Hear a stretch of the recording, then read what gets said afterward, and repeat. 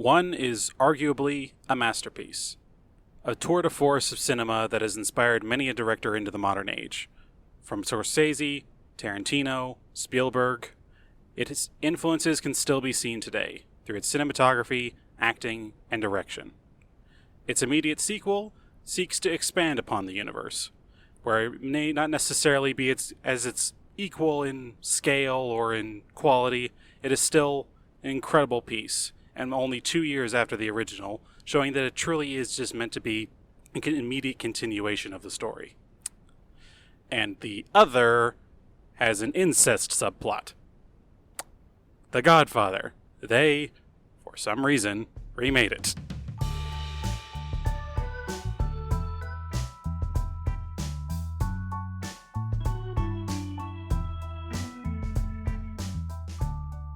Hi, and welcome to the Season 2 finale of They Remade It. I'm your host, Stuart.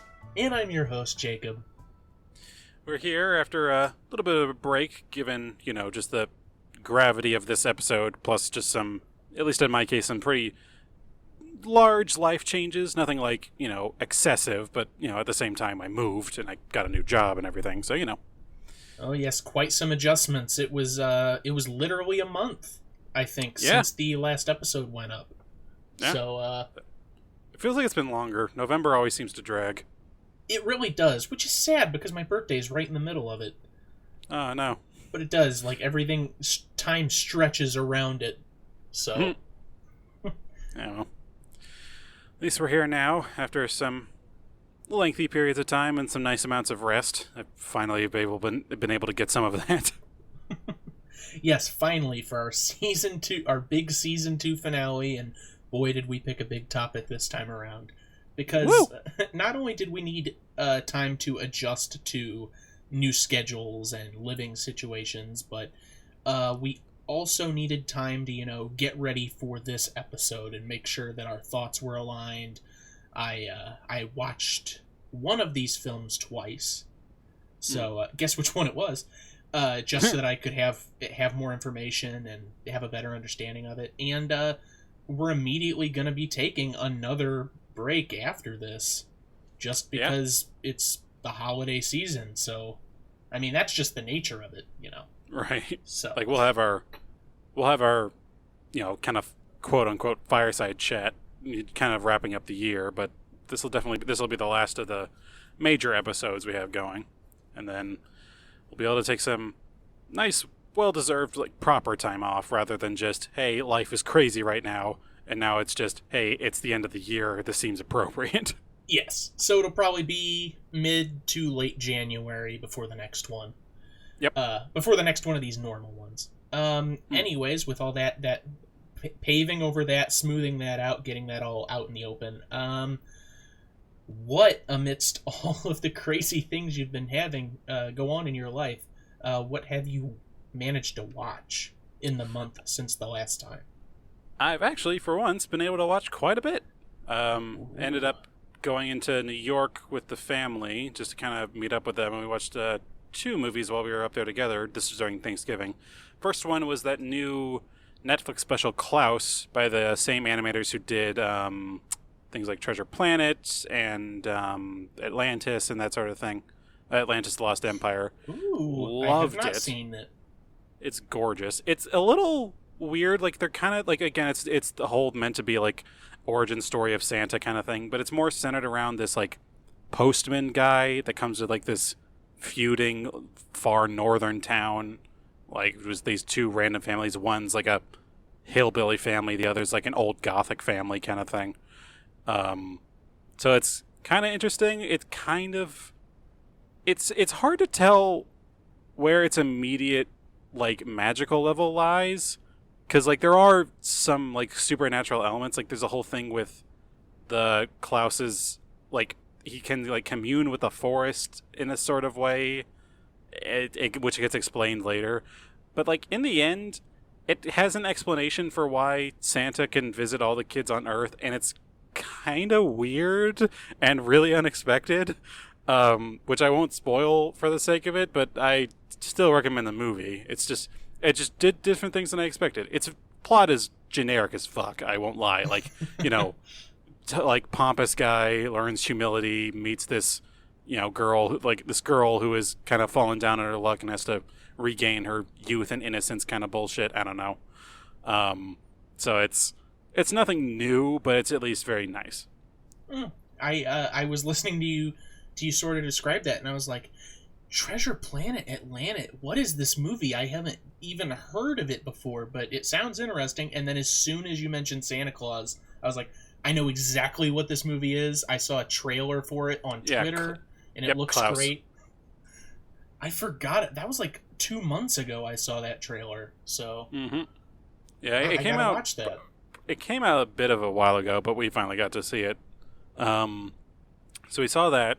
Then we went to the theaters to see the new movie Knives Out. That one kind of whodunit with like the big cast and everything. I loved it. I do have plans to go see that in theaters. I absolutely loved it. It's not as creative, I think, as it thinks it is with a lot of things it does, but it does the whodunit story different than usual, where a lot of the whodunits, it tends to be, oh, the crime has happened and now this investigator must figure out how everything happened in retrospect. In this case, the investigator isn't the main character. It's actually like the nurse, like the young Latina nurse of the guy who was killed, who was played by Christopher Plummer, which, great guy. But it's centered on her, and the whole story is actually still kind of like having active presence as it goes on. Like there's still like twists and turns continuing from the murder onward. So it's actually kind of like keeps you engaged, and it's not just people trying to figure out random clues and stuff. Plus, it's really funny.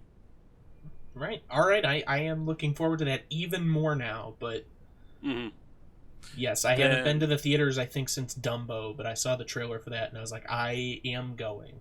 Yeah, this is a good one. You'll probably like it. All right. Good. Then after having seen that, because Daniel Craig was in that, I was like, you know what? I haven't watched the old Casino Royale movie in a while. I like that one, so I watched that one again. I still love that as much as always. I think it's got the right balance for a modern Bond that the other subsequent films just haven't been able to get for me. I don't know if it's necessarily that it's realistic, but I think it's that it's believable. It's like all the shit that happens in it is nothing insane, whereas a lot of the stuff that happens in the other ones, I'm like, okay, this is starting to feel a little silly. So, all right. Yeah, but we need to do a Bond at some point. Yes, we do. But we'll have to decide like what we're doing with it. Yeah, because I don't know if they've ever, strictly speaking, remade any one particular film. They might have. I don't know. There might be like a British adaptation of From Russia with Love, and then the mainline Where We Know made it with Connery. Maybe that happened at one point. We'll have to look into it. Maybe. But and finally, my sister actually got us Disney Plus, because God knows I wasn't going to pay for that shit. But they got that, so my girlfriend and I, we sat down and we watched Bug's Life the other night. Oh, that's nice. That one's really held up, honestly. Like, it's visually, it still looks like, I'm sure they remastered it a little, but it looks great. Yeah, you like, know, it's that's... It's like one of the earliest ones, and it still looks fantastic. Like, there are modern animated movies, I'm like, man, they aren't even on par. Yeah, that's one that tends to get overlooked, too. It's like Toy Story came out, and then Toy Story 2, and then Monsters, Inc. It's like, no, you're missing one. And it's like, it's also very sobering to watch it now as an adult when there's so many, like, deep, distinct societal messages in it, and I'm like, oh boy, it's like, it's a one, like, chant of the proletariat away from being just basically the Communist Manifesto. What a great movie. Yeah. Of course, I love it. Not to be confused with Woody Allen's Ants. Oh, came out yeah. around the same exact time. Yeah. It's like, you know, that's got a few issues just with that title. Well, Bug's Life has Kevin Spacey in it, so... Does? We got some... does it not? I mean, it might. I forget who all the voices are. Oh, I thought Kevin Spacey was the Grasshopper Man. You know, But, I think he is. maybe That's it. Because I was watching Okay. the movie and I was like, I know the voice of this guy, but I can't place it. I think that's who it is. Okay, I was like, well, it's been a while, so maybe Which, not. at the very least, there it's just like a voice actor versus the guy who made it. Yeah, I mean that's true too. Yeah. So And he gets killed at the end, so right. So comeuppance. So it's like fingers crossed for 2020. it's whoa. I won't lie, I hate the fucker. I don't think his movies are that He's eaten good. by a giant bird. Yeah. In one way or another, I don't know. Find some metaphor for it or some shit. Spoilies for a Pixar movie from the late 90s. But yeah, I think that's about it. I've been watching a bit of the Mandalorian show on Disney Plus because I like fucking Jango Fett and shit. So it's like that's the most anything else I'm watching. And I'm pretty sure I watched another thing before everything else, but I cannot place it now. So if I come up with it randomly, I'll just shout it. Okay, while I'm in the middle of talking, preferably. Exactly. I was actually going to. I'm not a huge Star Wars head, but I was actually going to watch The Mandalorian because it looked pretty interesting. Oh yeah. But the internet's infatuation with that Baby Yoda creature has really turned me off of it, and I really don't want to watch it now. There is like actual content beyond that I actually do like. Like everyone's infatuation with it is it's like an immediate cute thing, but beyond that there is actual cool content to the show that I like a lot. Just cuz and I can hardly be mad about the Baby Yoda thing cuz it's actually sparked genuine love and interest in a Star Wars property that wasn't based off of this character I'm going to ship with this character or some bullshit. It's like, no, it's a cool space western and we're having fun. I mean, that's good. At least it's getting people in the door, especially to more extended Star Wars content that isn't focused on the Skywalker stuff.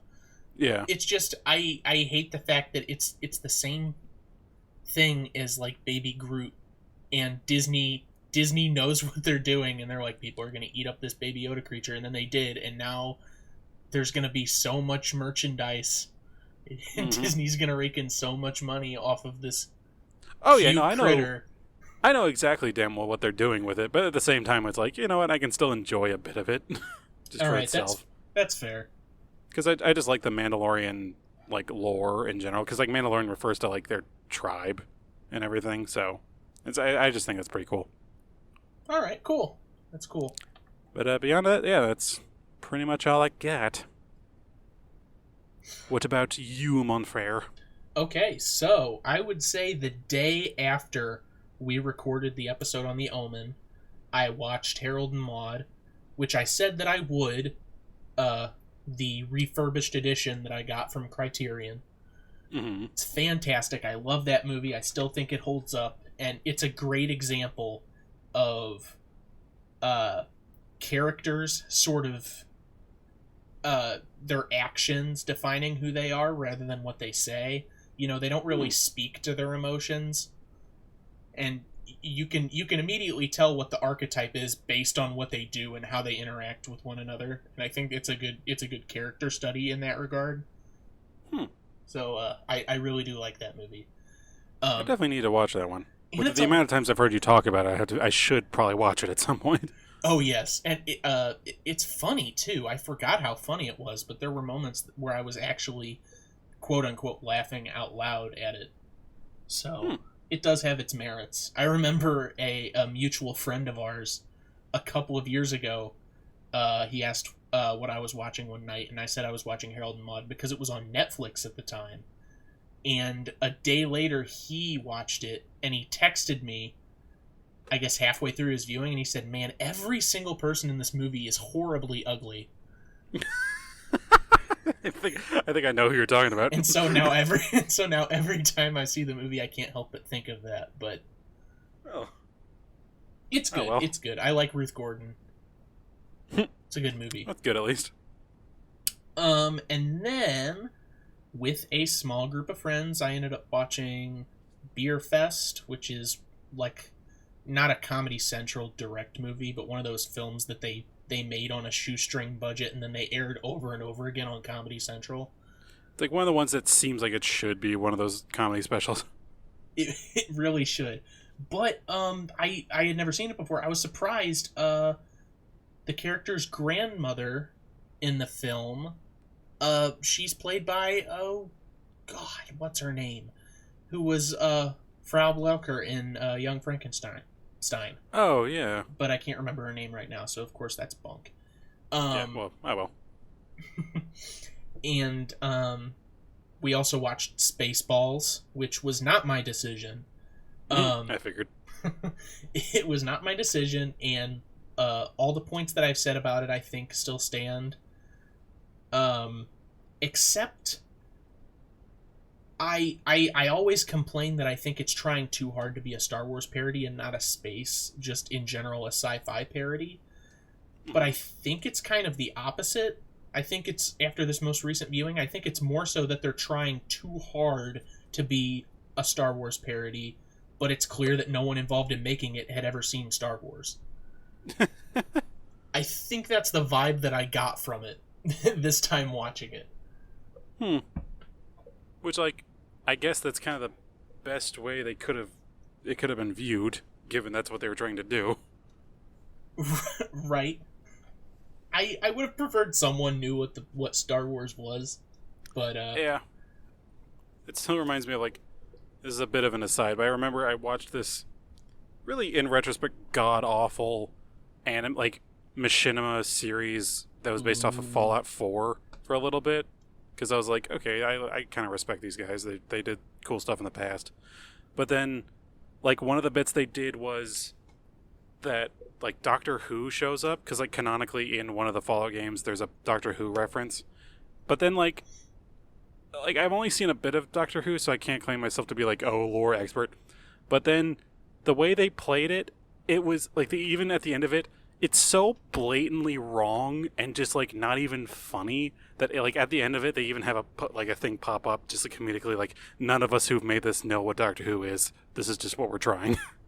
It's just like, it's a completely different deal entirely, and I'm just like, what the fuck is happening? And so this is so far off from the source material that it doesn't even come across as parody.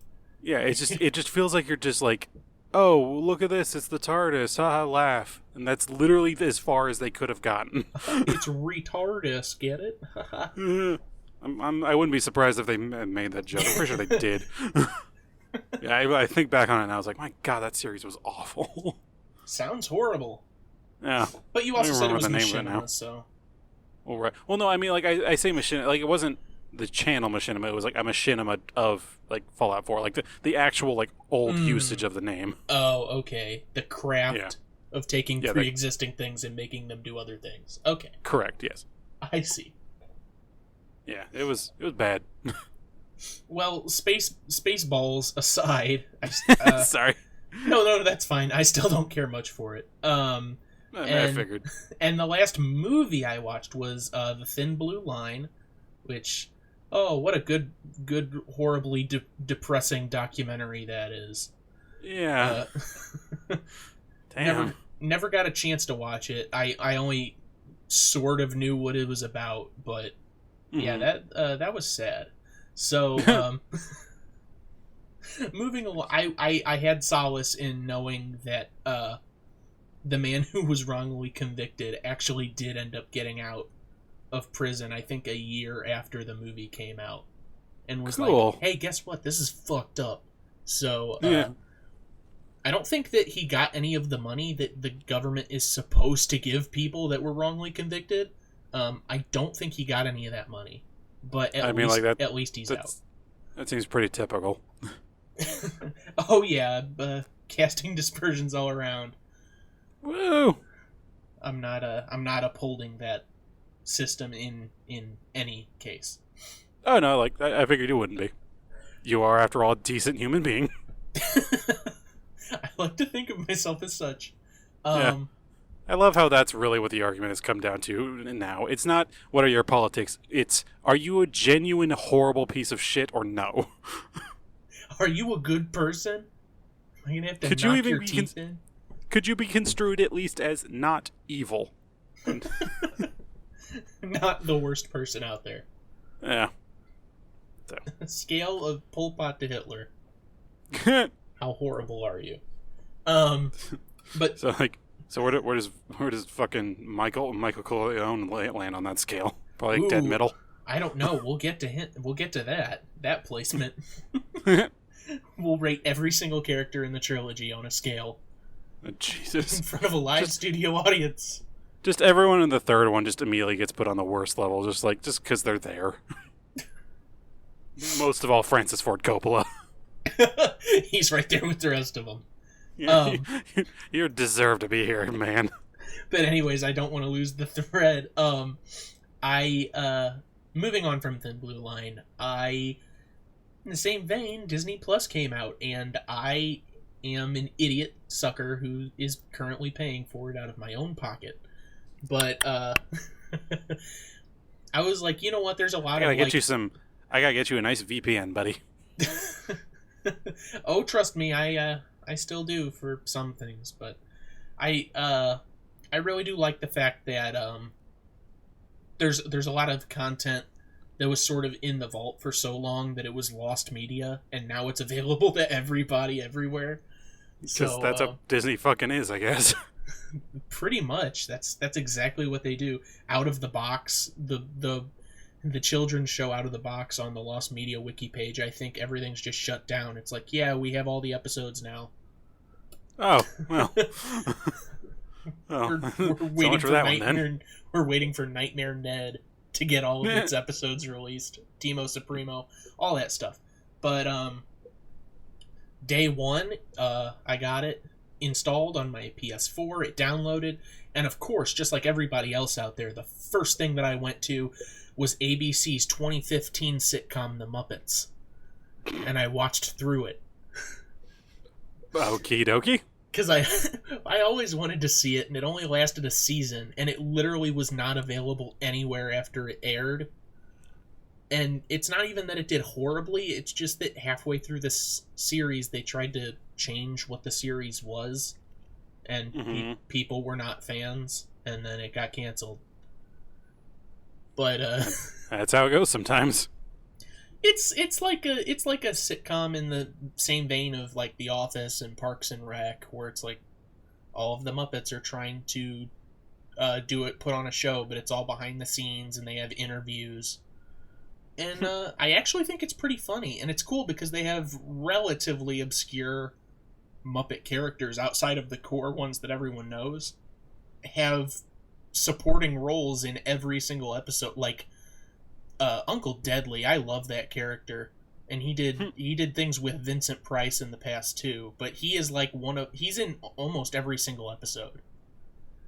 And he's just such a cool design. He's like this blue gargoyle that has stuff hanging off of him, and he wears this tattered suit.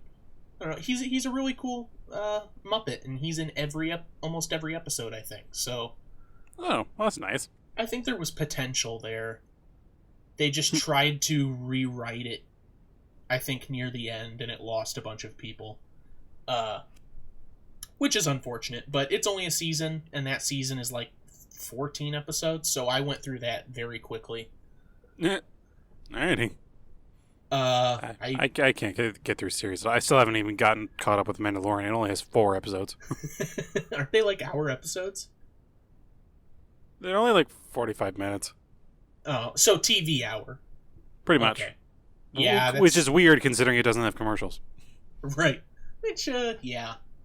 They can be pretty long. I don't have that much I don't have a big attention span if it's longer than 20 minutes. Unless it's a movie, then I can't do it. So those hour shows are not for me. Which is why I didn't watch any on Disney Plus. I went to Gravity Falls, which I've already seen, but it had been a little bit since it ended, so I went through all of that in the span of I think a week, and I just rewatched that. Still holds up, still's great. Nothing really to say on it. Alex Hirsch is as feral as ever. Yeah, of course, he's still wild out there. No one knows where he is. Yeah, wherever he is, he has a phone for Twitter and an internet connection. I think he's working on a new series right now. I don't know for who, and I'm pretty sure it's about like a government facility that is in charge of keeping paranormal stuff under wraps. I might have gotten that mixed up somewhere along the lines, but I'm pretty sure that that's what the series is about. So he's still sticking to like supernatural, paranormal stuff. So I'm hearing that there's going to be an SCP show then. Ooh, you know what? Possibly. Maybe that's what it is. Because that's what that sounds like. It's a television series based off of the hit 2019 video game Control. Which itself is. Based on it. Which, if anyone of those developers said, like, oh no, it's not influenced by SCP, they are blatant fucking liars. I played the game, it is exactly the fucking same. It is just SCP. It's slightly less creative, in fact. There's a vending machine that like spits out molten gold. Rip that off the wiki. There's a violent, inanimate creature that, if you don't look at it constantly, will hurt you. I'm not kidding. That's a thing. There's an old man that oozes through the floor. I mean, not too far off. I haven't played the whole game. It's pretty good. I like the aesthetic. I liked what I have played, and I like the other stuff that I've seen. I'll get around to completing it at some point, I'm sure. Yeah. And finally, to wrap this all off, we've been talking for a while, but it has been a month, so we've both watched. Yeah, and this is a big episode, so fuck it. I'm not even kidding. This just happens to be on my desk, so it lines up perfectly. I'm currently holding in my hands a commemorative Bonkers D Bobcat Disney pin. While I tell you that I watched through the entirety of Bonkers. The hit Disney afternoon cartoon from 1993. And by hit, I mean possibly... Hit me over the head? Possibly one of Disney's biggest failures. My God. So much that I honestly could not believe that they put it on Disney+. I was sure that it would just be buried forever. Never to be brought up again. I mean, I'm sure even with Disney, they had to fill out the lineup a little. They were just like, okay, fine. We're still maybe a quarter of the size of Netflix's lineup, but still. Fine, put Bonkers on there. But I was actually talking to a mutual friend about it because I grew up at the very end of the Bonkers syndicated years. So I saw maybe 5 episodes on Toon Disney early in the morning before it was taken off the air forever. And I always had hazy memories about it because the show has like 3 different plots that were all made at different times. And it literally, the production of the show is a nightmare. There's one where where Bonkers is working in this colorful police station with a female sidekick and goes out to kick crime, and his design is like one color palette with different styled ears. And then there's one where he's working in a basement, and his detective partner, he's this big fat slob, and Bonkers is a different color palette and he has different ears. And then there's one where he like is wearing a turtleneck and is partnered with a dog, and they're not cops or detectives, they just go around doing random things like old school cartoons. And then the show just mashes all of these different plots together, and it's like, who knows what the next episode's going to be. Deal with it. You don't know what this show is. Well, no one does. And least of all us. There's lip sync issues. And the strangest part is you'll be watching one episode, and the Mad Hatter and the March Hare are on screen, and literally, they're like almost supporting characters, the only Disney characters that consistently show up. But they'll be in a scene for 5 seconds, and in that entire 5-second span of time, the March Hare's jacket will just disappear and reappear out of nothing, which is a really horrible animation error that anyone with a brain would have seen. Just like, yeah, that's pretty bad. His jacket just keeps flashing like a strobe light. We should probably fix that. But then in another episode, like the immediate next episode, there's like a choreographed dance sequence that's looks like it's animated by James Baxter. Like it should be in a theatrically released Disney movie. I don't know what the production was for this or why it is the way it is. You know what I think it is? Because the more you talk about it, the more I'm kind of convinced of it. It sounds like they just had a whole bunch of like leftover like sequences and stills and everything left over from a bunch of different things, different movies and shows that they just could not justifiably put into the things they were made for. And so someone just went to the recycle bin, picked up, like, filled a bag full of it, came in, and then put on some different skins. That very well could be the case. Like cats, like they got some shit from Cats Don't Dance and everything, and they went to the Warner Brother lot and raided the trash. Right, like they just got a bunch of blatantly just like, this is not ours shit, and it was just like on some old Secret of Nim bits and everything. Just, you know what, that dance sequence could have been in Cats Don't Dance, because that movie has bouncy. I can't look at that movie. Yeah, the way you described it, I was like, that sounds like a bit out of Cats Don't Dance. There's too much happening in that movie. If that was... Oh, no. I can't even think about it. I'm going to get a migraine. Yeah, that movie's sensory overload, the film. It really is. Yeah. But that's all the stuff that I've been watching. Well, hooray. Round out this past month. And it only took us 30 minutes to get here. Hooray! And God knows it's going to take us a bit longer to get through to these synopses, because Mother of God, each of these 3 movies is almost 3 hours each at least! One of them is over 3 hours. One of them is almost 4! Part 2 is 3 hours and 22 minutes. Coppola, you mad son of a bitch! Why? I'm just going to mute my microphone for this next bit. Yeah. Well, so I'll go through this one, and I'm gonna, like, I should say, it's The Godfather, obviously. I'm gonna just say this up front. I'm gonna do the synopsis a little different than normal. I'm gonna say the major characters, I'm just gonna list them off with their actors right at the beginning of each synopsis, and then I'm gonna go into a very pared down synopsis of each of these. Just, like, take our word for it. If you haven't seen Godfather, go see fucking Godfather. It's incredible. It's like, all the hype you heard about it, most of it's true. Just, like, go see it. As far as the third one, well, we'll get to that. Yeah, even the second one, I mean, it's alright, but you can pass it up. So, yeah. Just at least see the first one. It's totally worth it. It's great. Yeah, without further ado, let's get on to The Godfather and all these endless Italian names.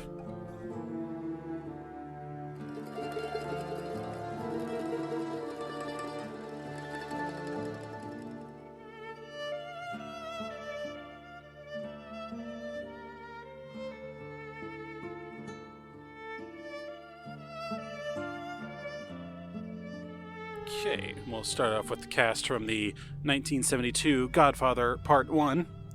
Playing Don Vito Corleone, we have Marlon Brando. Playing Michael Corleone, we have Al Pacino. Playing Sonny Corleone, we have James Caan. Playing Clemenza, we have Richard S. Castellano. We're gonna mispronounce some of these names. We warn you. Tom Hagen is played by Robert Duvall. Captain McCluskey is played by Sterling Hayden. Jack Woltz is played by John Marley. Don Barzini is played by Richard Conte. Solozzo is played by Ali Lettieri. And Kay Adams is played by Diane Keaton. Opening up in 1945 at the wedding of his daughter Connie, we're introduced to Don Vito Corleone as he is answering and making requests, or answering requests, finding requests, whatever. He's hearing the requests of a bunch of people who need his help, of him, who is, very influential as the head of the Corleone crime family. As we go along, we're introduced to his youngest son, Michael, who has just returned as a Marine with his now girlfriend, Kay. They go through the ceremony and introduce everybody as we go along, including eldest son, Sonny, the direct underling of Don Vito, and their consigliere, Tom Hagen. We're introduced to the power of the Corleone family as Tom Hagen goes to Los Angeles in order to extort a movie producer by the name of Jack Woltz to get a friend of the Corleone family into a new movie. He does this, Tom Hagen does this by cutting off the head of his $600,000 prize stallion and putting it in Woltz's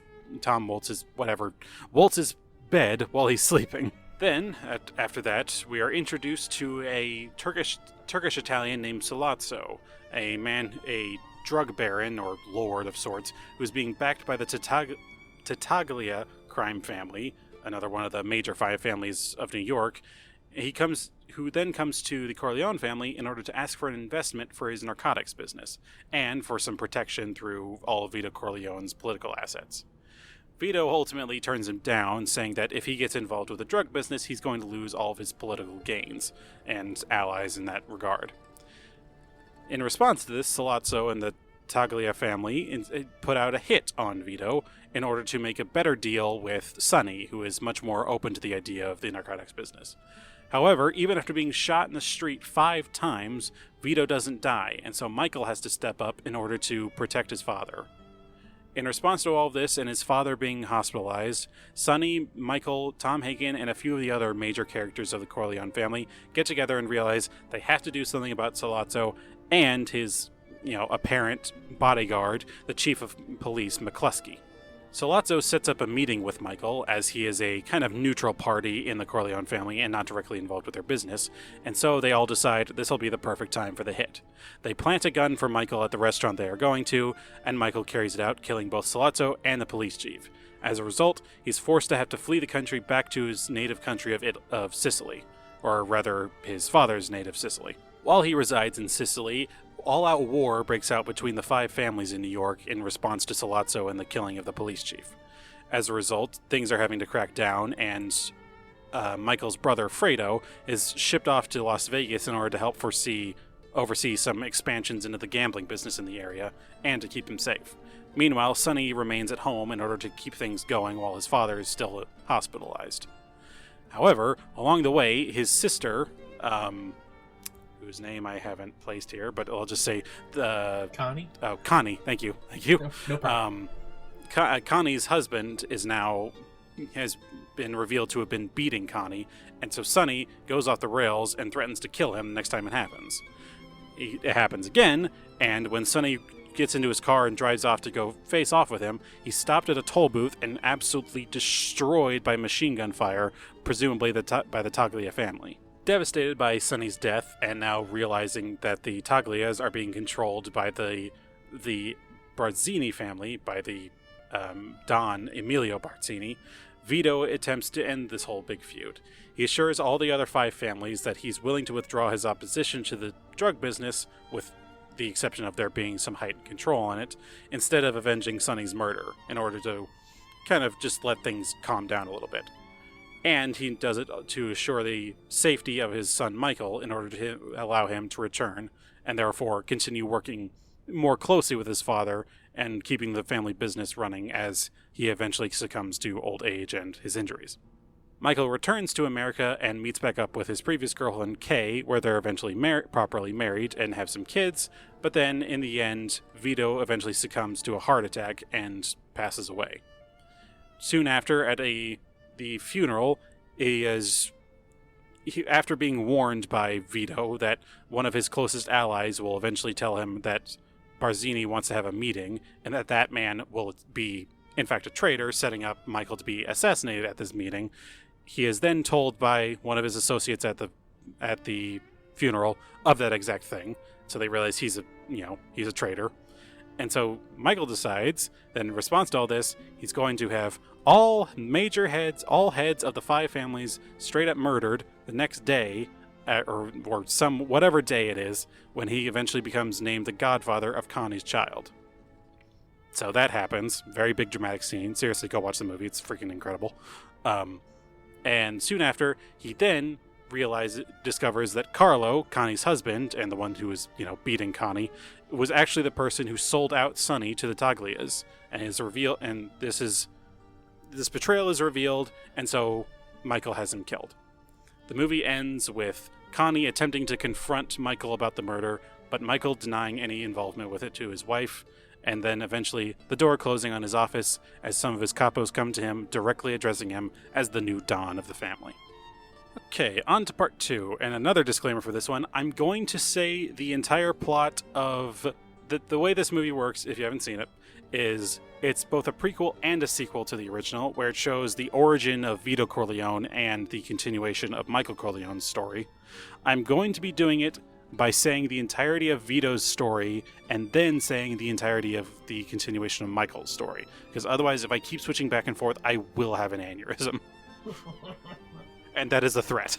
Once again, we have Michael being played by Al Pacino, Tom Hagen being played by Robert Duvall, Kay being played by Diane Keaton. This time around, the young Vito Corleone being played by Robert De Niro. We have Fredo Corleone, now more major character, played by John Cazale. We have Connie Corleone, played by Talia Shire.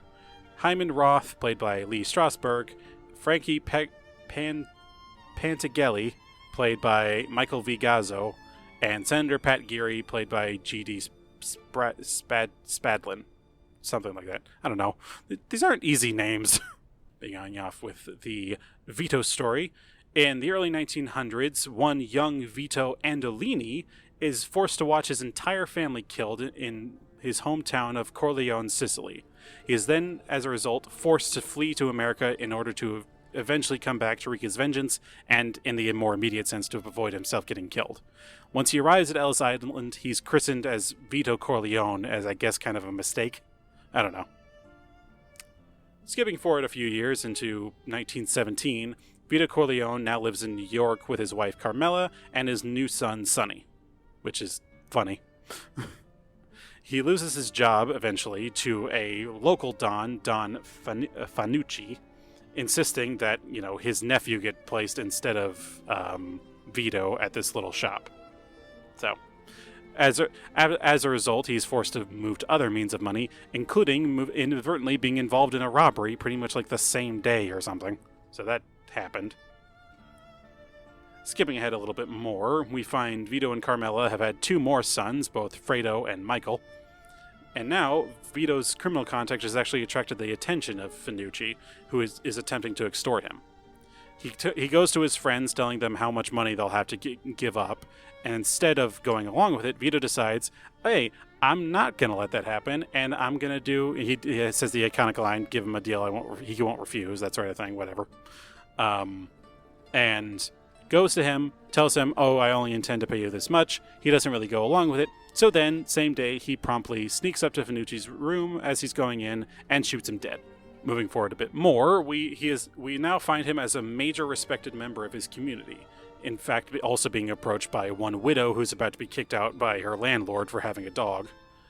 And in response to this, Vito goes to the landlord and insists that everything be made right again, the landlord brushing it off and being like, oh, who's this douchebag? But then eventually learning of his reputation, immediately concedes and gives any kind of money that Vito had originally offered back to him, and gives a very favorable deal to the widow.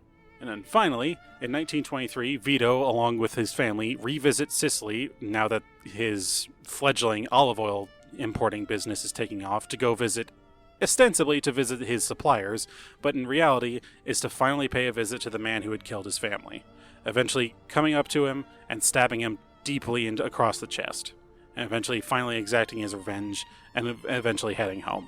Again, this is all a very no justice dealt to the fact of how just genuinely good these stories are. Seriously, go watch both these films.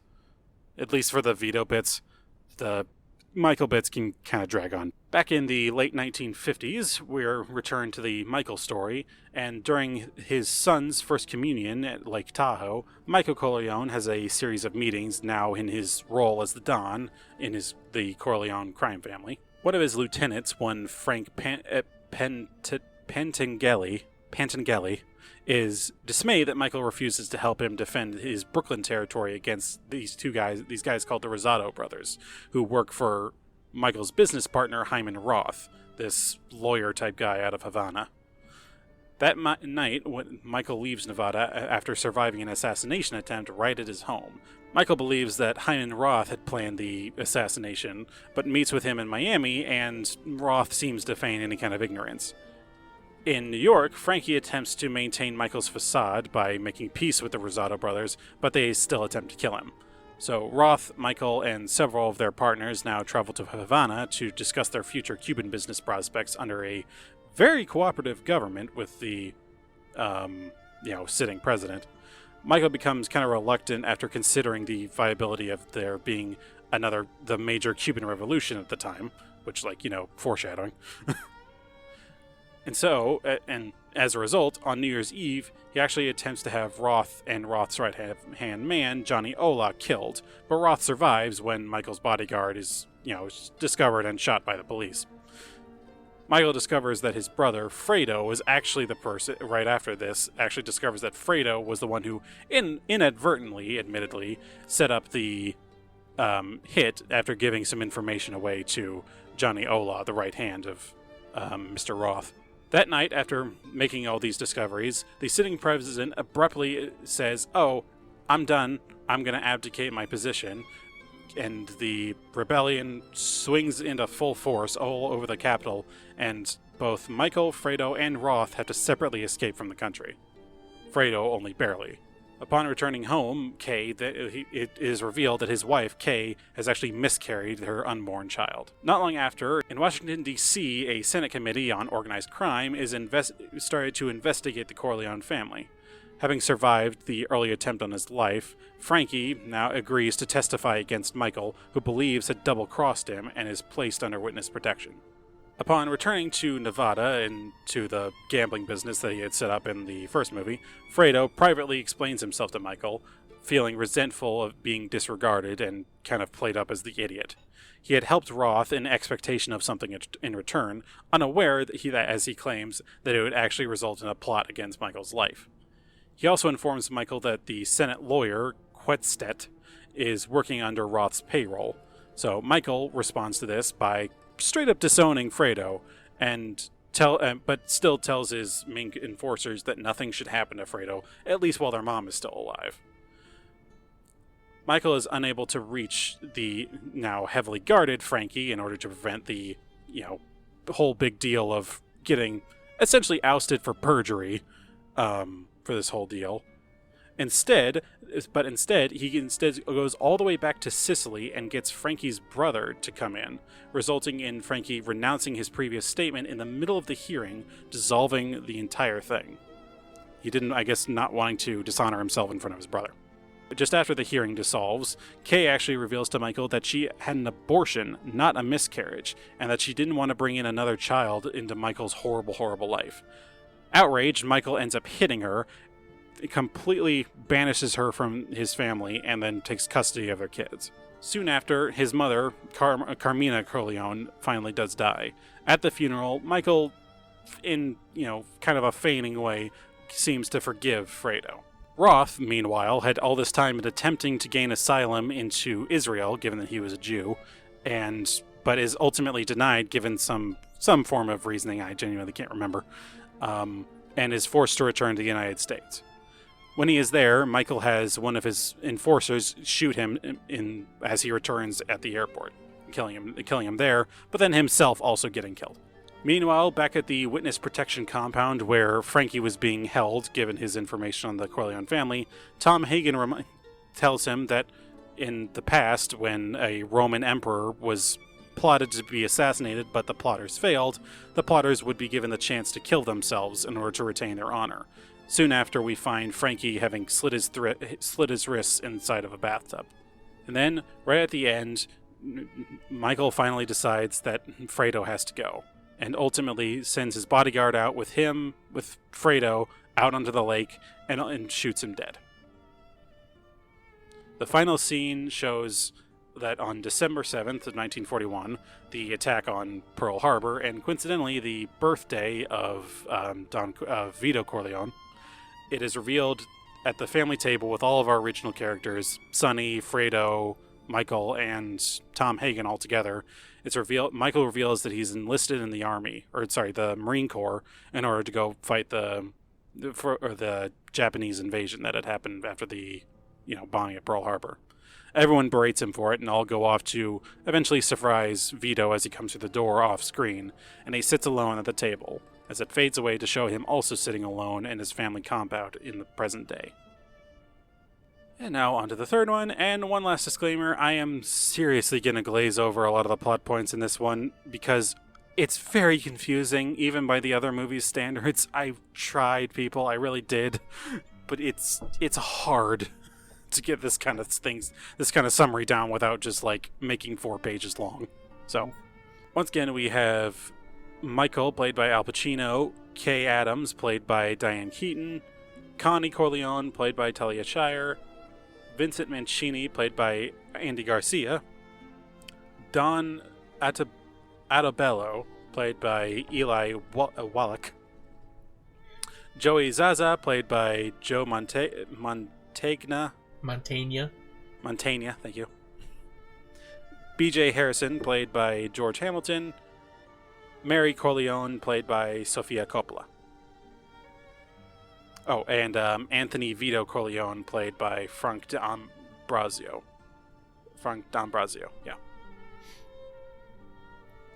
Once again, Italian names are hard.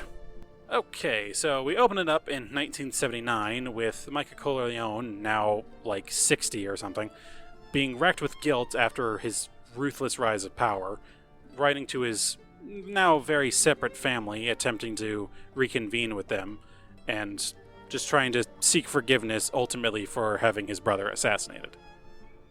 He donates, to this end, he donates a huge amount of money to more charitable causes, one of which being this Catholic Church deal kind of going on.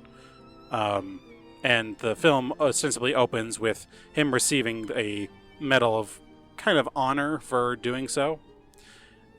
And then it just kind of, from here, devolves into this whole thing where this one guy, played by Andy Garcia, shows up, revealing himself to be like the illegitimate son of Michael's brother Sonny and this girl he was having an affair with. And like he starts making the moves on Michael's daughter, Mary. Or is that what her name was? Yes. Yeah, Mary, thank you. Which, like, super creepy, and that's what I mentioned earlier with the incest thing. So that all starts going down. And then there's, like, this whole deal going on with Michael setting up, taking over, like, a majority share in this, like, Italian real estate business that has connections to the Vatican and a bunch of the 5 families in New York, or however many families there are, wanting to be in on the deal, but he's not big on it. And there's this one guy, Joey Zaza, who's especially kind of pissed off about the whole thing and attempts to have Vito assassinated with this huge scene where, like, he has a helicopter show up and blast, like, gunfire into this huge big room, and it kills, like, almost all of the other major dons and everything. Admittedly, a decent action scene, but still. In response to this, the Andy Garcia character, Vincent, is given the go-ahead after Michael is hospitalized, not for having been attacked at the thing, but for having a diabetic stroke, which, like, okay. But yeah, he's hospitalized, so Vincent's given the go-ahead by Connie, who's kind of taken over as kind of the second in command to Michael now, is given the go-ahead to kill Zaza at this big street festival for Italian Americans and that sort of thing. Michael isn't big on this, but it's like, whatever. We did all this shit. And then, like, on top of that, they've revealed that some guy, Don Adabello, was actually the guy masterminding this whole deal. Because, like, Zaza was just kind of a muscle character. But then there's also, like, another guy. Because, like, okay, so the family goes to Sicily so that their son, Anthony, can have this big debut as an opera singer. And it's revealed when they're there that this whole land deal was set up by this one guy, Don Lucchesi, like a super powerful Don and the chairman of the company that's like the head of this whole land deal or something. And so that happens, like, they figure that out. Michael, like, reveals in a confession to some archbishop who's also important. This is hard. He reveals that he killed Fredo, and then, like, Vincent tells Michael that Adabello has now hired this assassin, Mosca, a super veteran hitman, to assassinate Michael. So Mosca and his son, disguised as priests, end up killing Don Tomasino, who was like a business partner of Vito back in the day, and whose house Michael and his family is staying at. So they kill him as he's returning to the villa, while meanwhile Michael and Kay are touring around Corleone, the village, and like kind of reveal, oh, they still give a shit about each other. It's very happy. Yeah, whatever. And so they then afterwards, Michael receives word about Tomasino's death, and at his funeral vows he's never going to commit sin again in this whole big thing. Then shortly after, the sitting pope dies, and the archbishop, who was like important before, is elected to become the new pope. Cardinal Lamberto, that was his name. I finally wrote it down. Yeah, he becomes pope, and as a result, he's like an ally of Michael, and so the whole big deal with the real estate company goes through, and so now the plotters against the whole ratification attempt to, like, the ratification of the deal, attempt to cover up their tracks. Like, just like all the people who are setting up the deal are trying to prevent it from happening and trying to get their cut of the money taken care of. Soon after this, Michael thinks, oh, this Vincent guy who's been crazy and doing all this other shit and basically off the handle, he's a changed man. I'm going to name him as the head of the family now, and he's basically my son. I'm just going to take him in as my actual son now. And so he's named Don of the Corleone family.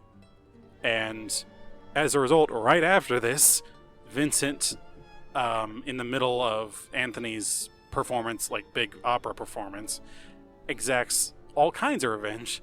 Firstly, he has the major financier of the deal, Keinsig, abducted by Vincent's men, who smother him and then hang him from a bridge to make it look like a suicide. Don Adabello, in the middle of the opera, is actually given poisoned cannolis by Connie, who then watches him die from her opera box. Yeah. What a good death scene that was. And then this former bodyguard of Tomasino, who, like, seeking revenge for what happened, meets with the Don Lucchesi guy in the middle of his office, claiming to bear a message from Michael. And as he whispers the message, actually takes the glasses off Lucchesi's head and stabs him in the neck with it. 'Cause, okay. Jesus Christ. And then wrapping it up for all the killings and everything, after approving the whole big deal, Lamberto, now as the Pope, is served poisoned tea by another archbishop, who I can't remember was important or not. I genuinely can't remember. He's served poisoned tea and immediately dies. And then, right after that, Michael's bodyguard shows up and kills that archbishop. And then, back at the opera house, during Anthony's performance, 3 of Vincent's men are searching for the Mosca guy, but he ends up finding them and overcoming them and ultimately killing them. Mosca is unable to get a sniper shot out at Michael, and so he waits outside the front theater in order to kill him, but instead only manages to wound Michael, and a second shot is accidentally leveled towards his daughter Mary, who dies there on the front steps. Vincent shoots and kills Mosca, and then Mosca's son just kind of runs off like he was barely important. Michael just kind of lays there cradling Mary's body and screams in agony. Eventually, the scene fading out and then showing a montage of like a bunch of different scenes from like past movies and everything, which, like, great way to immediately show how different your movie is. And then, the very end, apparently years later, a very elderly Michael is there sitting in the courtyard of Tomasino's villa, and eventually just dies. Just, like, keels over. And that's how it ends. My favorite character in the movie, by the way, is that dog. Oh yeah, that's like sniffing at his dead body. The dog, like, just there's a dog sitting by his feet, and then he's just like sniffing his dead corpse. It's just, What good direction. I have no idea what the fuck happened in this movie. Okay, so I think you need a rest. Yeah, please, my throat hurts. That was Herculean. Ugh. I'm sorry that I glossed over a lot of stuff. I did not do those first two movies justice with the descriptions. I'm serious, and I feel terrible about that. But just seriously, go see them. It's like $4 on Amazon to rent it. Just enjoy it. Have a nice evening. Oh my god. But what a... Oh my god, you sounded like the Jackie puppet from the Howard Stern show right there. You definitely need a break. Yeah, my voice hasn't been super strong lately anyway, so that didn't help. Ugh. Alright, so I'm gonna go over just a few things. Cool. Starting off of it. The first thing I wanted to mention is these are... I applaud you for trying your best with these because, we're not Italian. These are some heavy Italian names. The only reason I know how to pronounce Joe Mantegna's name is because he has been a recurring voice as Fat Tony the mobster on The Simpsons since season 3 in 1992 and was actually just again in an episode this most recent season. He's been on the show for over 20 years now. And that's the only reason. And I only know him from Criminal Minds, so I was like, I saw him and I was like, hey, is that guy? It's Joe Mantegna, I know him. The most famous character in the Godfather trilogy. But, it's that one guy in the fucking shootout scene in part 3 who goes, Zaza, you son of a bitch, when he's bleeding out. What a good... That's a fucking thing to say right now as bullets are flying. There are some good acting. Okay, I'm gonna get to it a bit later. My jaw, I mentioned it before we started recording, but the scene that made me aghast and just jaw dropped, I'll get to that a little later, because it also has to do with horrible acting. But, I am sorry, but Eli Wallach is great. He's a great character actor. But I've already immediately forgotten who that was. Who did he play again? He was Don Altabello in Godfather Part 3, and his death scene is laughable.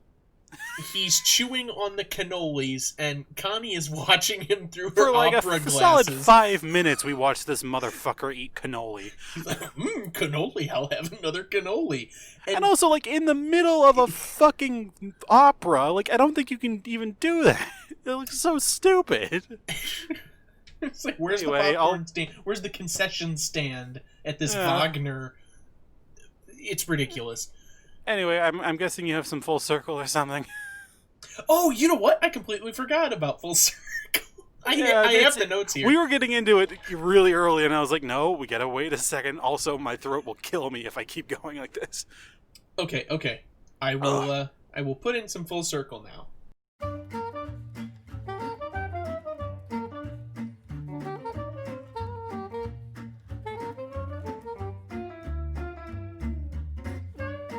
So, it's another short one this time around. We only have 4 actors to go through. Surprising, honestly. Yes. We have Al Pacino, who was... he was Michael Corleone in all of the Godfather films. And, of course, he was Tony Montana in Scarface, which we've covered. Yep. We have Richard Conte, who was Emilio Barzini in The Godfather, and was Anthony Bergdorf in 1960s Ocean's 11. That's it. Yes, he's the electrician member of the gang who ends up dying of a heart attack in the middle of the strip. I knew I recognized him.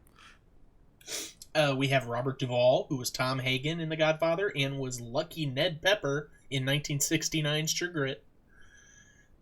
And, of course, we have Andy Garcia, who was Vinnie Mancini Corleone in The Godfather Part 3 and was Mayor Bradley in 2016's Ghostbusters. Oh yeah. And he was also in Ocean's 11. Was he? In the one with the modern one, the middle one. Who's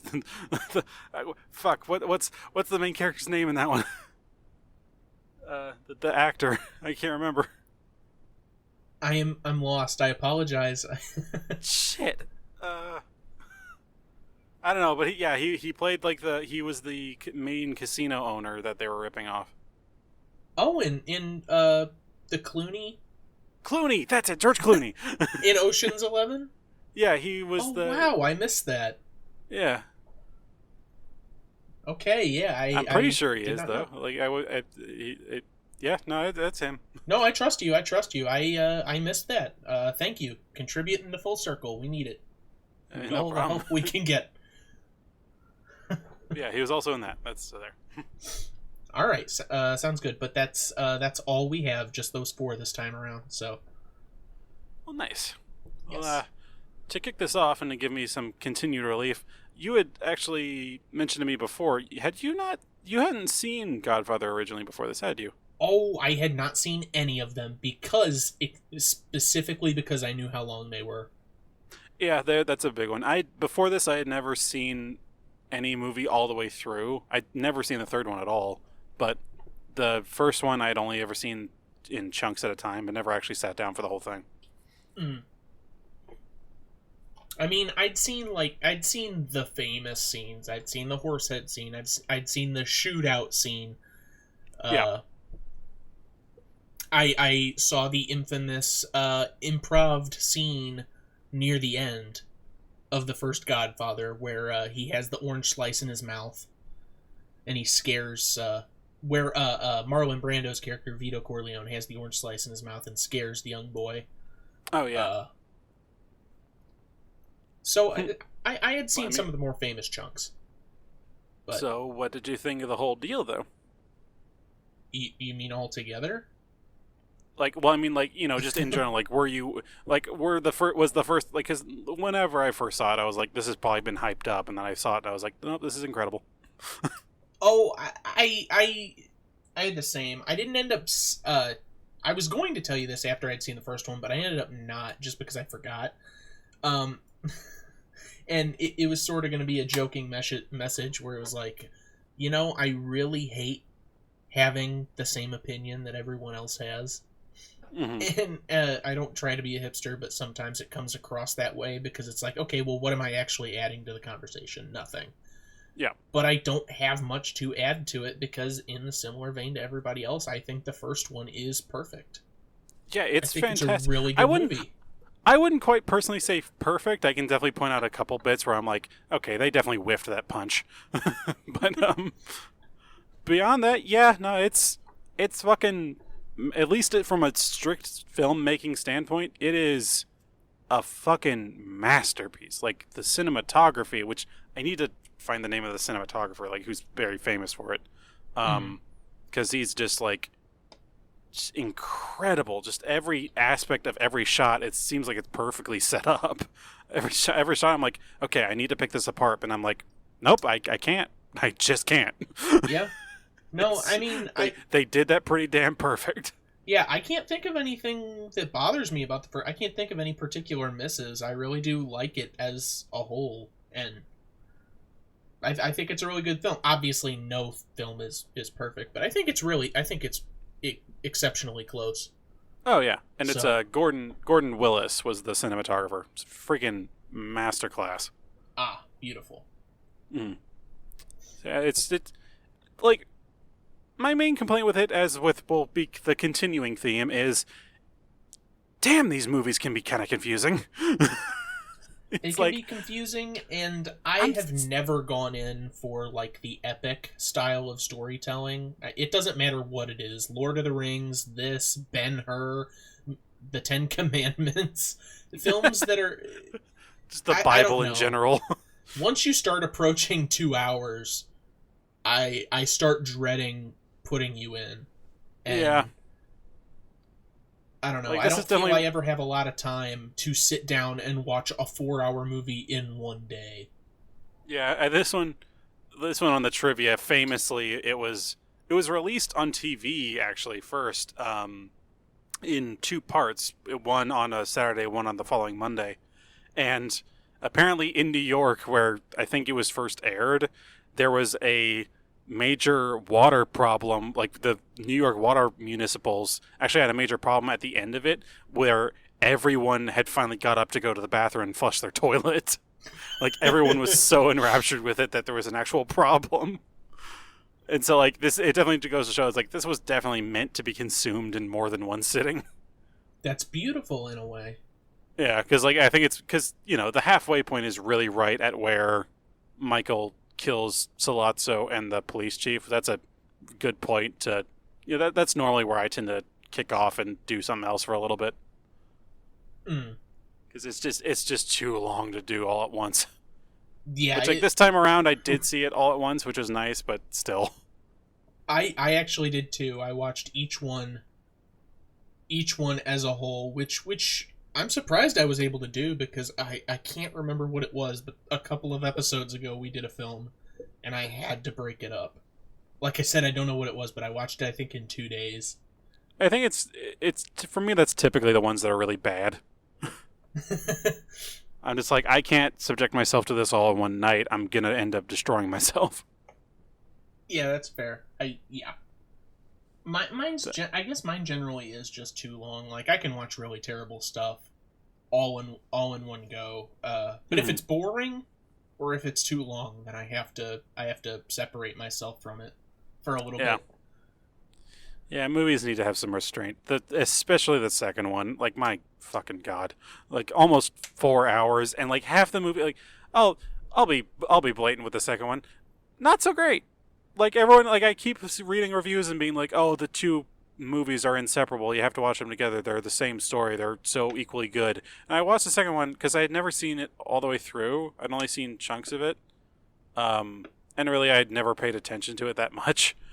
And so, like, I went into it, and I loved the Vito bits. I think Robert De Niro's fantastic. Yeah, he well-deserved Oscar he got for the role.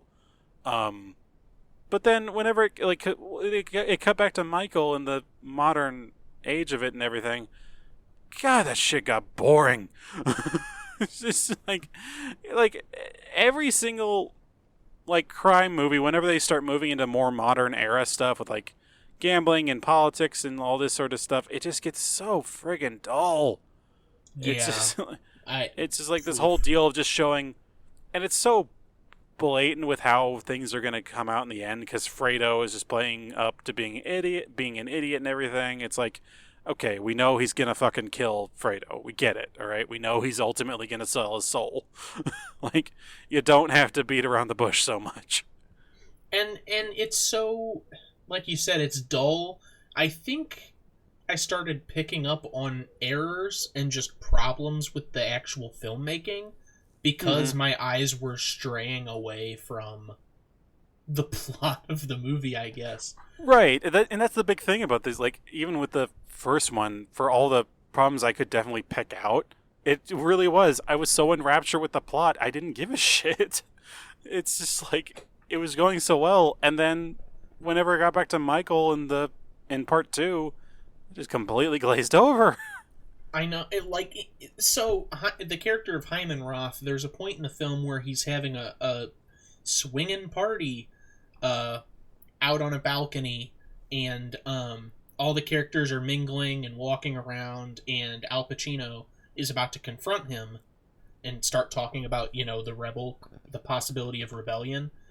And with a lot of movies at the time, the microphones weren't actually able to pick up a lot, so there was a lot of ADR after the fact. Yeah. And it shows Lee Strasberg talking, reclined, and he has a piece of cake in his hand, and everything's fine. And then, because the chaotic nature of the scene, someone walks in front of the camera, and then it shows Lee Strasberg again, but the lip sync is completely off. And it took me out of the film for like a good 10 minutes, because I was like, that was beyond bad lip sync. That was like someone was not paying attention at the ending table. Yeah, I think I remember that bit. That was another scene where I kind of glazed over a little, because a lot of it was just kind of like talking vague politics and shit, where it's like, oh, this will be the perfect place for all our illegal deeds and stuff, and I'm just like, okay, yes, we know the Cuban Revolution happens soon, and we get the foreshadowing is there. Like, maybe if he was twirling a mustache at the time, I would have bought into it more. It's like we can move it along just a little bit. So like, and like they were making this big thing about the cake. Like they were weirdly obsessed with that cake. Like, do you remember that in that scene? I thought it was gonna be like, I thought the whole point was that Hyman Roth was poisoning everyone and Al Pacino wasn't gonna eat it. Like it was, like that was the whole like. I was kind of thinking the same thing, but I thought like even this movie's not gonna do something that dumb, and like because every fucking time it kept like showing people distinctly being handed slices of cake and cutting back to them cutting the cake. It talking Roth saying, "No, I'd like a smaller slice of cake." It's like, what the fuck was up with this cake? And Al Pacino literally was like eyeing it, like suspiciously, like that, like the suspicious dog meme, where he's just like squinting, staring it down, like, I don't know about that cake. So I was like, oh, does Michael Corleone not trust the cake? Right, and so like, I was thinking something was going to happen involving it, or maybe there would be some like ironic thing later on where like, oh, he gets like killed with a cake or some shit. I don't know.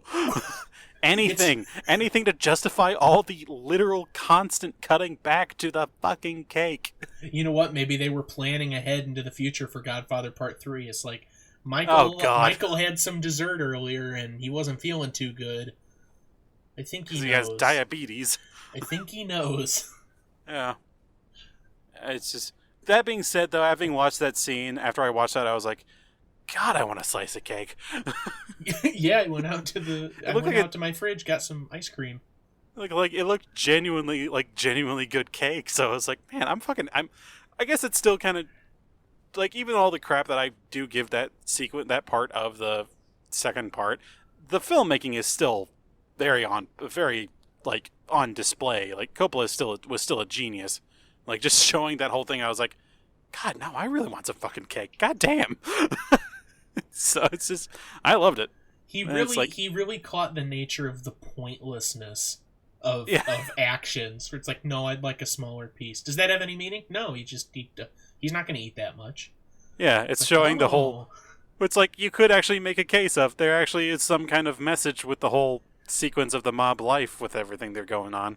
It's like, oh, the whole pointless nature of it all. I wonder if the cake is a metaphor. But then it would cut back to. But then it would cut back to fucking Vito, and I'd be like, "Oh, yay, the fun part again!" Like, finally. I would take an entire movie of just Robert De Niro as young Vito Corleone, because like it was super engaging. You know, he was great playing up the, you know, like kid who has been through hellish trauma essentially, and then growing up and not becoming like this whole, like so many of these mob movies, it's like such a meteoric rise to power kind of thing where it's like, oh, he was brought in under the wing of some big shot and then, well, basically like The Departed, basically, brought in under the, you know, wing of some big shot and ends up kind of getting like the message of, oh, crime doesn't pay, oh, his wife is going to leave him, all that sort of shit. It's like, no, he came in, he was smart, he went along with things, and he knew exactly what to do in what situation. He started genuinely respecting the people of his community. His wife was actually going along with it and totally fine. He was like, yeah, no, I'll fucking die for this guy. You know what? So, Vito Corleone had a really good life. Yeah, he had a great life. He lived through the death of one son, but yeah. But like in the end, he fucking had it. Like, you know, the beginning of it sucked. Like his entire family got killed. Yeah. But like he eventually got to go back and gut the motherfucker who did it, and then, you know, was able to come to America and basically do the rags to riches deal, albeit in a slightly illegal way. But, you know, okay, very illegal way, but, you know, he still got there. I wish we could have seen more, because there's so much of the story we didn't see. Like, we didn't see him, you know, expanding his power to being involved with, like, having political friends and judges in his pocket and everything. Them going into this giant villa, essentially, in upstate New York that they lived at then. It's just, like, there's so many bits. I wanted to see how he was able to further consolidate himself. It's like, I just kept cutting back to Michael. Yeah, I'm so done with Michael. Give me more Vito. Oh, but we were so disappointed to see that there was absolutely more to see of Michael, because we haven't even gotten into the third one. I tried. You stopped me. I know, because I wanted to talk about the second one, because I was like, I really want to talk about Robert De Niro, because I think he's fantastic. I don't want to talk about fucking old Al Pacino. Okay, so the one thing from Before Full Circle that I didn't quite get to finish, that is Eli Wallach doing Don Altabello. That is a really bad death scene because he, like, dies twice. He's eating the cannoli, and then he falls down dead, but his hand is, like, still up in the air, and then 3 seconds later his hand falls down. And I don't know what the point is.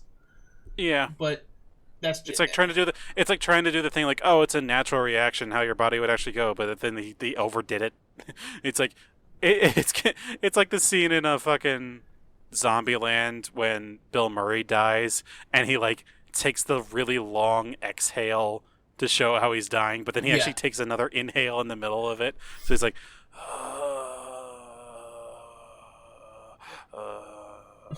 so it's just playing it up. It was like that, but like actually done seriously. But Wallach is good, though, so I'm wondering if that was just bad direction. I mean, probably. I don't know if anyone wanted to be involved with that movie. Oh my god, we almost got a fourth one. Did you see that? Oh, I didn't. What the fuck? We almost got a fourth one. Coppola was actually planning for a fourth movie, but Mario... Puzo. Puzo. I think I was going to say Puzo. Puzo. Oh, yeah, Puzo probably is closer, actually. Well, either way, the author of The Godfather, he died, I think, partway through making it, and there was going to be even more Vito Corleone. There was going to be more about Vinny, I think? Vincent, yeah. Yeah, Vinny Vincent.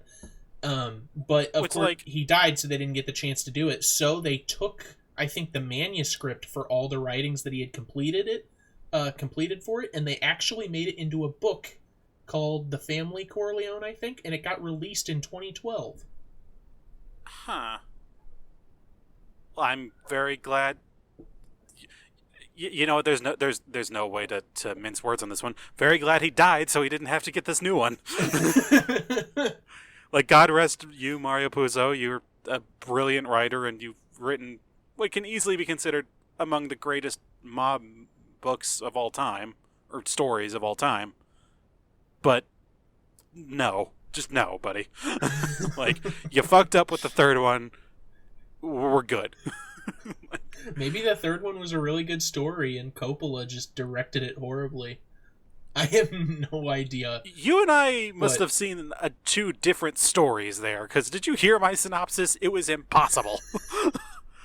The fucking Vatican, Jacob. It was the Vatican. It was confusing, but all of the instances of horrendous acting were my biggest problems. That didn't help. My God, they turned up the ham to fucking next levels on this one. I'm trying to think of some of my highlights. Like, my main one probably is like the fucking in the middle of a massive helicopter fucking massacre that this one Don laying there. Like, I realize now that this movie has so much less faith in the audience that the other ones did, because the other ones were confusing, but they at least like assumed you could kind of figure out things at the same rate that Michael and the family could in certain cases. And so it was like, okay, it's actually kind of mysterious. Like the scene, like the famous scene at the end with the baptism and the Latin reciting and everything over all the people building up to being killed and everything. Fucking incredible. One of the greatest scenes ever put to film. It's like literally as leading up to it, I was watching it. My heart rate was up. I've seen that scene so many times, and it still gets me. It's so incredible because like no words are said about it. Everyone just knows what's going to happen. Doesn't matter how many times you know it's going to happen. It's going to get you every time. But then, in part 3, every single time there's a scene where it's like, oh, we can assume this is the situation that's happening. Someone has to blatantly point out some stupid bullshit. And it's like, first of all, it's the guy laying there going, Zaza, you son of a bitch, or whatever the fuck, while he's bleeding out and other people are dying around him. It's like, yeah, no shit, Zaza's the one's responsible for this. He was just in the meeting and left right before all this happened after he had stormed out saying you guys were his enemy. It's like, no fucking shit. We could have assumed that. Stupid. And then at the end, where they do like the classic ending, all the major characters are getting killed and shit scene, with Vincent fucking saying over the thing like, "Oh, hey, go pay this guy a visit," or "Oh, go to church," and that sort of shit with the archbishop. It's like, shut the fuck up.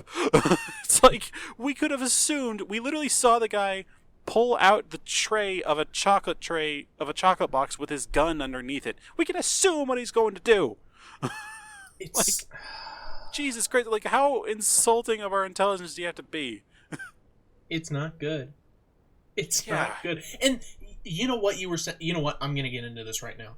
You were talking about Ham and how everyone is just incredibly over the top. Pacino is gearing up for Scent of a Woman. He knows he's about to be in it. He's ready. Yeah. And everyone's going crazy. And anytime Sofia Coppola is on screen, everything screeches to a halt. Because she has no... If everyone in the movie were attributed to a spice, she would be salt. It is so bland and boring, this character and her portrayal as Michael Corleone's daughter. Just the flattest deliveries possible. Like, Yeah. like, Dad, I want this to bring me closer to you. What? What? Every single scene, and she was like talking with Vincent when she first meets him in it and everything. It's like, you still haven't kissed me hello and everything. It's like, okay, if that were in the hand, if that line were in the hands of a competent actor, it would have just been creepy. If the fact that you said it makes it just weird. It's like, what the fuck did you just say? Like, I don't think even you know what you just said. Also, like, I love that she flat out initially knows that Vincent is definitely related to her.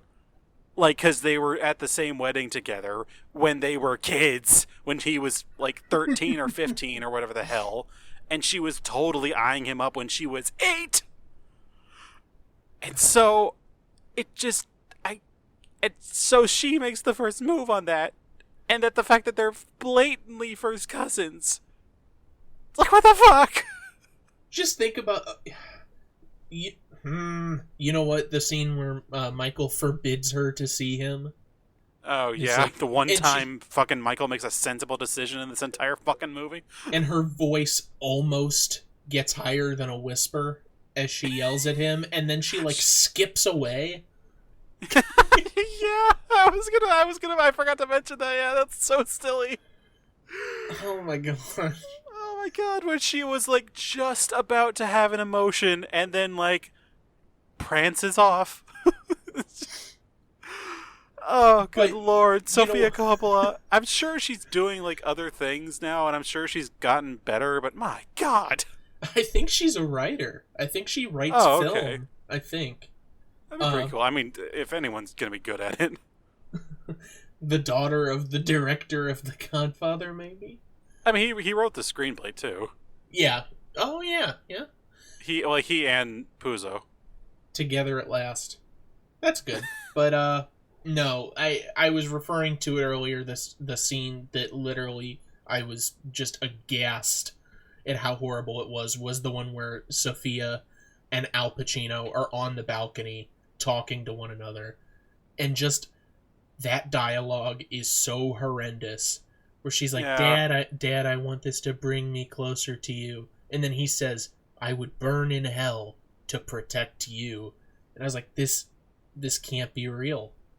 What is this? Is the same? Cannot This be is real. the same writer and director of one of the most nuanced, subtle, and straight up thrilling movies. Somehow, also straight up thrilling movies of all time. What the fuck is this? Is he okay? Is he being held hostage? Because like that was the biggest thing with me is that when I saw the listing for because I just rented these on Amazon this time around because like I own the copies back home but I don't have them with me, but like I obviously don't own the third. But I was looking at the listing on Amazon and it listed as the director. It just said unspecified, and so I was like, Okay, so maybe that's either a glitch, but I just assumed Coppola had nothing to do with it. Because I was like, Oh. this has to be something else. And then, at the very end, with the fucking credits, it said his name. I was like, why? Why, Coppola? You're like one of my heroes. And that's, you know what? That's an honest to God, that is a good question. Why? Because I'm not quoting Coppola directly because I didn't hear it from Coppola. I heard it from Mad TV alum and comedian Artie Lang. But as he said, and as I heard him say, Coppola apparently has a quote after Godfather 2 was released. He was asked in an interview about the future of The Godfather, and he said he couldn't see any follow-up existing to The Godfather, the two Godfather films, and that the only logical next step for the series would be to make Abbott and Costello meet The Godfather. First of all, I'd love to see that. Second of all, wow, like, really? I genuinely want to know why this happened then, and I don't want to Google it. I just want to theorize. I just want the beam to shoot in my head with knowledge. Yeah, I just want to be like, I don't dare find a genuine quote from anyone on this, because then I'll just probably kill my faith in humanity a little bit more.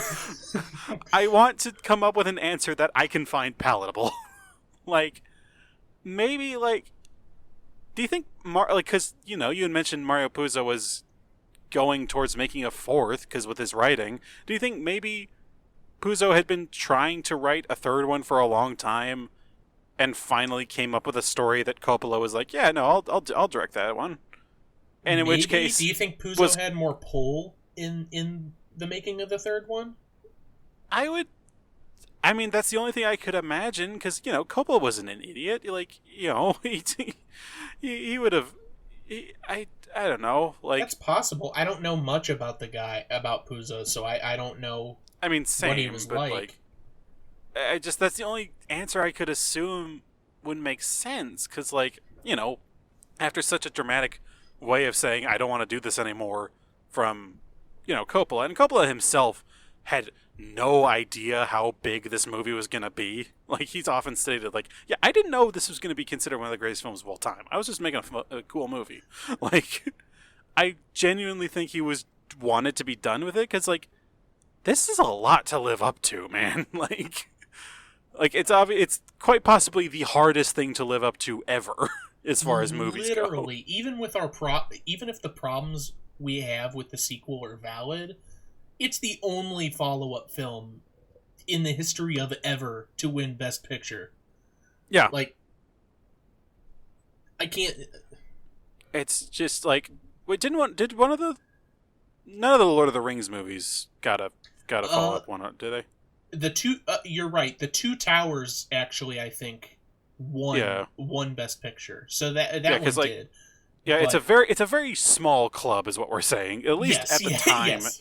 At the time of it winning, it had never happened before. But it's just... We weren't even used to sequels being good. Exactly. We're still not used to sequels being good. There's a select number, honestly. Yeah. It's very few. Even that should be said. Like, even the complaints that we have about Part 2, it's still fantastic. Like, from a purely filmmaking standpoint, very well done. I still love the acting. It's still done in a way that feels realistic and everything. It just so happens to be a fairly boring topic compared to the usual stuff. Yeah. Compared to the very chaotic nature of the first one and the very interesting story of Vito rising to power. I do wish Brando had been in the second one, though that would have made for a very different movie. Yeah. He rose from the dead. But did he die between them? Because it's only 2 years apart. Oh, in real life? Yeah. No. I thought you meant... Well, I thought they're maybe... I thought the ending scene with them at the surprise birthday party, I thought he was going to show up very briefly. Just to be oh, he just could've, to say... Just to kind of compare him with Michael for a brief second, but he didn't. So I was like, oh, that's kind of disappointing. That would have made sense, and I'm not sure why he wasn't in the second one, if it was money or booking or whatever, but I know that he hadn't died yet, and to be honest, the only reason I know that is because he was in an adaptation of The Island of Dr. Moreau in the 90s with Val Kilmer. Oh, yeah, forgot about that. So, I know he was still alive, at least. Going off of Marlon Brando. I do want to point out, 2 episodes ago, we did Frankenstein and Young Frankenstein. Gene Hackman is in Young Frankenstein, who was in 1978 Superman. Last episode Correct. we did, 1976's The Omen, was directed by Richard Donner, who directed 1978 Superman. And Marlon Brando played Superman's father in 1978 Superman. So I think the stars are telling us that we need to cover Superman at some point next year. I think I know how our new year's gonna open. Ooh. I mean, probably not, because we revealed it now, but Oh right, definitely, yeah. Yeah, so probably don't expect that one, but still, expect it soon. I'll be thinking on it. Yeah, that'll be a nice full circle. That one, definitely. Yeah, it's just I'm really trying to think over how the third one could have been improved, because so many cases of whenever we watch these, that whenever we have a really bad remake, I try to think, how could this have been improved, or how did they fuck this up in some way as compared to the original? In the case of the Jackal, it was they didn't really take the source material serious enough. They went a hammier route. Or with Ghost in the Shell, they didn't take out all the film they had done and stomped it on the ground, pissed on it, and then lit it on fire. That sort of thing. Exactly. So I try to think over with this one, and I'm just I try to think about it, because so many of them, it just comes down to cool story, shit direction, or acting, or what have you, that sort of thing. But I think about this one, I'm like, no, I hated this story. I looked over the story in the synopsis, because I can look over the synopses of bad movies, and their plots on their own seem pretty cool, But then I look over this one, and I'm like, this thing has so many fucking, when you go into Wikipedia, and it has, the names that have links connected to them. The synopsis on all of these movies, especially the third one, has so many different fucking links and everything. I'm like, good God almighty, how many fucking characters do we need? What twisted webs we weave. What twisted webs we fuck up. But I don't know. I would remove the incest. We don't need that. It's unnecessary. It doesn't even really create conflict, to be honest. Yeah, my God, you could stamp that on every book ever made, even if it doesn't have that. We can cut out the incest. Adam Sandler's That's My Boy would have been much greater without the incest. I've never seen it. I will not intend on seeing it now. I've seen more Sandler films than I'm proud to admit, but I think anyone can say that. Oh no, I saw Coneheads and he appeared in it for a minute. I fucked up. He briefly appeared on Brooklyn Nine-Nine. Shit. Oh no. Hey, Andy Samberg's on that. He was the co-star in That's My Boy. You're doing full circles now. Oh fuck. Anyway, everything's falling in. We're collapsing. But, we're collapsing into our own full circle. I don't know how true this is, but I remember reading somewhere that Winona Ryder was originally supposed to be Mary Corleone, but she dropped out to do Edward Scissorhands instead. On the one hand, that sucks, because, wow, that would have been a much better performance. But on the other hand, I'm like, you know what? Good for Winona Ryder. She doesn't need to be connected with this. No, the incest still would have been there, so. No, I mean, they would have still been there, but I was like, at least her character would have performed marginally better, at least. Well, right, but at least Winona Ryder's not connected to that, yeah, exactly. plot thread. And I didn't even mean just with that plot thread. I just went into the movie in general. Oh, yeah. Yeah, no, it's I wouldn't want that on my resume. No, me neither. So yeah, I'm glad she avoided that one. She's a good actress. I don't know. It's so confusing, that Yeah, like movie. I'm still And only like a solid 50% sure of what the fuck happened in that movie. Cause like the whole thing with him, like there's a big line in there where he's like, I was trying to get out, but then they pull me back in. I was like, okay, I can't tell whether or not originally you were either already completely out but got yourself back into a mess, or if you had never at all left and you think you're out right now. Like, what the fuck are you talking about? and why was he trying to get out? I know the whole thing, like what he had been telling Diane Keaton from the beginning, is that it wasn't exactly his type of game. He wanted the family to be legitimate in 5 years or whatever number he gave. And it eventually cost him, his wife too. And he's Right. getting older, but he never, I don't know, he didn't actually seem after that point. As soon as the original Godfather ends, you feel like he's just fully in it now. I Yeah. guess the implication is supposed to be that his murder of Fredo weighed so heavily on him that he wanted to get out, but I don't know that I buy that either. Yeah. Like, I don't think he ever really liked him that much. No, Like, and I not think if I. anyone who was ever involved with Fredo to any small degree would have been like, yeah, no, kill the fucker. Like, literally, I cannot imagine a single person raising a gripe about that. Sniveling little shrimp. Yeah. I I was hated just him. like, all right, fuck it, fine. So I just don't understand what the whole deal was. And, like, also his whole. Can I just say, they fucking amped, like, I think this must be like 90s syndrome or whatever the fuck, but they really amped up the cheesy violence and like vulgarity to like nth level. Because like, do you realize how, like, I really thought back on it, how little they actually swear in the first two? Like, they say damn and hell a bit, but they never say fuck or shit or anything, not that I can tell, or at the very least they do, it's very sparingly.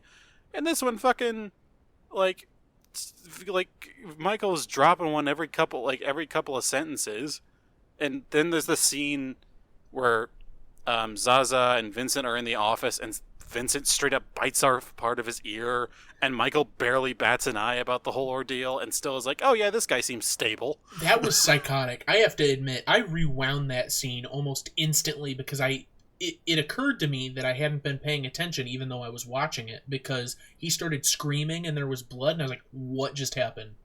I Yeah, feel like I missed the last 5 minutes even though I've been watching the whole time. yeah. It's just like, it's so weird with the whole situation because like the violence in the first one was sparing but very intense, which like some killer early gore, by the way. Like I loved it. Just like it felt super real with the whole situation. Um, and just like how Michael's attitude towards all the violence was. Like my favorite scene, it'll always be whenever he's like the him killing the guys at the diner, and he does literally none of the advice that his like other guys in the family tell him to do. Like they tell him, "Oh, get comfortable with them for a long time. Eventually ask to go to the bathroom politely, get them like nice and happy. Then the moment you come out of the bathroom, kill them, and then subtly drop your gun and don't run away, just walk quickly." He does literally none of those things, and it just straight up goes, okay, Michael is not nearly the stone cold person we think he is. This definitely was personal. He was enjoying this entire situation. It was such a cool showing of his character. And then in the third one, when the motherfucker gets his ear bitten off, he's just kind of like, ugh, this guy, I guess I can have him here. I'm too Like, old what for the this. like, what the shit? You I had such a distinct view on violence before. Like, what the hell? I think with the swearing, I wonder almost if that's just because that's the person that Pacino became. Because I don't think he had much of an identity when Yeah. the first two were released, but I mean, 83 is Scarface. Yeah, So, at obviously. that point, they're like, okay, Pacino is Pacino. We know who that guy is now. We're going to get him in Devil's Advocate soon, and he's going to be the sauciest Satan you ever saw. So, That's the best description I've ever heard. I wonder if that was sort of the reason for that. That doesn't explain the other characters, or maybe it does. Maybe just his involvement hyped the film up, and they're like, okay, you gotta have 3 motherfuckers in this scene, 2 sons of bitches. It's in his contract, like with fucking Harrison Ford having like really strict contracts and everything. Oh, does Ford have like really specific writers, like only green M&Ms in my room? Like something like that. Like I think one of them is whenever they have food on set, he has to be the first one to eat from it, even if it's like he doesn't want to eat for hours, like after everyone else wants to. Okay, well that's just like something rude. I know, it's really weird. Like some crazy shit like that. But like instead of that sort of stuff, Pacino requires himself to be able to say that sort of shit. Yeah. Where it's like, I gotta say fuck at least a couple of times. I bet he was screaming on the set of Jack and Jill, not being able to swear like he wanted to. But to your point, I was trying to decide whether the absurd deaths in 3 made sitting through 2.5 hours of it worthwhile. I eventually decided that they didn't, but we did have some pretty unique, I don't know, the cannoli death. We had getting stabbed in the neck with glasses. We had a guy get thrown down a huge stairwell. Yeah. Like, we had a guy get shot and then, like, in the Vatican, in the middle of the Vatican, gets shot in the middle of the night and then falls down the major spiral staircase. It's like, what the fuck? And then, like, we have, like, the twin bodyguards and everything. Like, the one guy kills the first one and then props his body up to make it look like he himself is being strangled by him, so that when the other guy enters, he's like, oh, you got him, and then kills him. Not, like, do anything slightly more sensible, like just hide in the corner like you did the first guy. No, prop him up and have his hand on you while you make a stone-faced, stupid face to make it look like you're being killed. And just go with it. Like, what the fuck? You know what? I want to bring up Connie as well, Talia Shire. Yeah. Do you buy at all the character that she sort of becomes in part 3? Because she's like fully involved in this mob stuff, like calling, like putting hits out, and she's directly involved with the whole cannoli thing, and she's like reveling in it. I was like, that's not really the character that I know from these movies. She's like completely a twisted version of herself. Yeah, because I think they wrote themselves into a corner with the situation they had killed off basically every other character who could have been a decent right hand for Michael, without also just introducing someone new, like in the vein of Vincent, which they couldn't have done for an older character, because like that wouldn't have made sense. Like, where were they before? Yeah. So either like all the previous actors were dead, or didn't want to do it because they're smart, or that sort of thing. So all they had was Connie, who like they could sort of at least have a case that like by the end of the second movie, they kind of seemed like she was at least on Michael's side, but even still was still defending Fredo, and ultimately we know for a fact would have gone the fuck away the moment she figured out what happened about him. It's like, what? Why? I think that's really because they just didn't have any other options. Yeah, I can't remember. Did Abe Vigoda show up for part 3? I don't think so. I mean, he was around. What was he doing? He was going to be in Good Burger in like 3 years. Right. What's Abe Vigoda? Wait a minute. No, he died. He gets killed in the first one. Remember? I thought he showed up in the You know what? He was in a flashback in the second one. That was the flashback. Yes. That's why I thought he lived. Okay. Yeah, he's the guy. Ultimately, he's the guy who. Yeah, he's the guy who ends up betraying them to Barzini, and so they take him away to be killed off screen. You know what? Abe Vigoda, I think, died 20 times before he actually died, so they could have brought him back. Yeah. It's like, don't believe what the media tells you. He's still around. He's still with us. This is our Paul McCartney. Abe is dead, baby. It's the opposite of Paul McCartney, actually. It's that Paul McCartney's actually dead, but they're trying to convince us he's not. Instead, it's Abe Vigoda is still alive, but they're trying to convince us he isn't. Did you notice that he was barefoot in Godfather Part 2? Hmm. It's like, no, the camera was above it. He was behind a table, honestly. Yeah. It's like, well, he was. Haha. I felt I had to bring that up because, I mean, it's not like she was a core character, but she's a core member of the family, and she's one of few people that's in all three movies. It feels like those are the characters that you should know the best. Mm-hmm. And I guess you're probably right. That's more than likely what they did. Was they wrote themselves into a corner and they didn't know how to get out of it. Yeah, it's... Every time I think about another aspect of this, I'm just like, why the fuck did they make this? like, there's no good reason. They had every reason to not do this, and they said, nah, we're doing it. It's like, the writing for it didn't make sense. It was doing... Also, can I just say, what was it with the fucking 90s and, like, introduction of, like, the Vatican and, like, the Pope and everything as major core things? Because, like, we got that with The Omen. We got that with fucking Angels and Demons and, the fucking one that came after it. Like, the Inferno or something. Whatever that one's called. I don't... Like the Dan Brown books, whatever they are. Yeah. I honestly don't know. Like, there's some weird fascination that just, like, media got into it with, like, I guess with John Paul and everything, with the controversy and shit. Like, oh, we might have a literal Nazi as Pope. But I guess there just became this renewed fascination with papal conspiracy and everything, where it's like, why?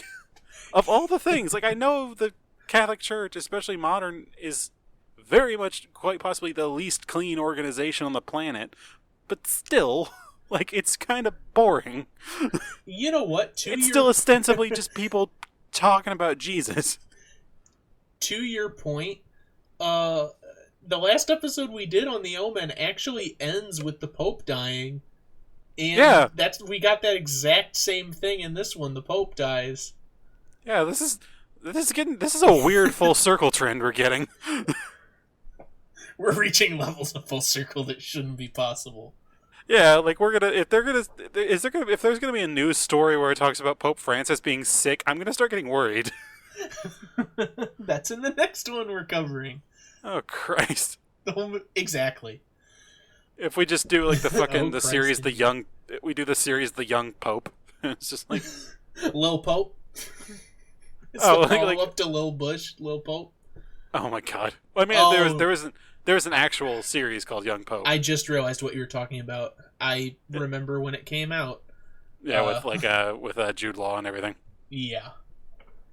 I still kind of want to see it, honestly, but still. That's besides the point. I just think it's funny that, and I know that's, it's not out of the realm of possibility for a movie series dedicated to a very Catholic group, a very Catholic Italian family with direct ties, like direct moments of parallels with, Christian imagery and everything, like with the baptism and all. It's not like out of the realm of possibility to go that route. That doesn't make it any less stupid, though. It's still pretty stupid. It's still insanely stupid. Like that the Vatican has like a controlling interest in this company. Like, what? Or something. I don't know. I'm still not positive what the whole thing was about. And I tried to watch it through. I just glazed over so hard. It's dumb. The whole movie's dumb. I would like to say, though, the one part of the film that I really did enjoy, this is going to sound really snarky, but I don't mean it that way. Near the end, when Mary gets shot. Yeah. The screams of horror and torment that Diane Keaton and Al Pacino managed to pull off are actually really visceral. Oh, yeah. It felt like they came from a good place. It just sucks that I had to sit through 2.5 hours of movie to get to something I liked. But I thought that was good acting. But even that kind of is tainted by the idea of, man, this movie really just is let's just shit on Michael Corleone. Like the previous ones, it was like, okay, we don't necessarily want these things to happen, good things to happen for him because he is a evil prick. But in this one, it just kind of got a little overboard. Where I was like, all right, like Yeah. we get it. Just when I Like, think I'm out, they pull me back in. And then he keels over and you think he's shot, but no, it's just God twisting the knife. it's a diabetic attack. And then, like, can I also just say, like, back on Mary's death, because, like, God, do we love to revel in that one. What a good scene. But, like, when she got shot, did you think her wound from the shot looked kind of weird? Because, like, I looked at it, like pudding. it, not only that, it kind of looked like her chest was, like, cracked open a little, which was, like, I guess was kind of the dress with, like, the blood staining thing, but I just looked at it, I was like, it looks like a porcelain doll got shot a little bit. Like, No, what I the have hell to is look at it again. Like, it just kind of looked. Maybe it was just like how I was looking at it at the time, but it just looked really weird. I saw it, I was like, "What the fuck is happening?" All the other brutal, like, gunshot wounds we've seen, and this one just kind of looks like just this weird kind of mosaic on her chest. Yeah, Which, again, I guess was the dress she was wearing, but still.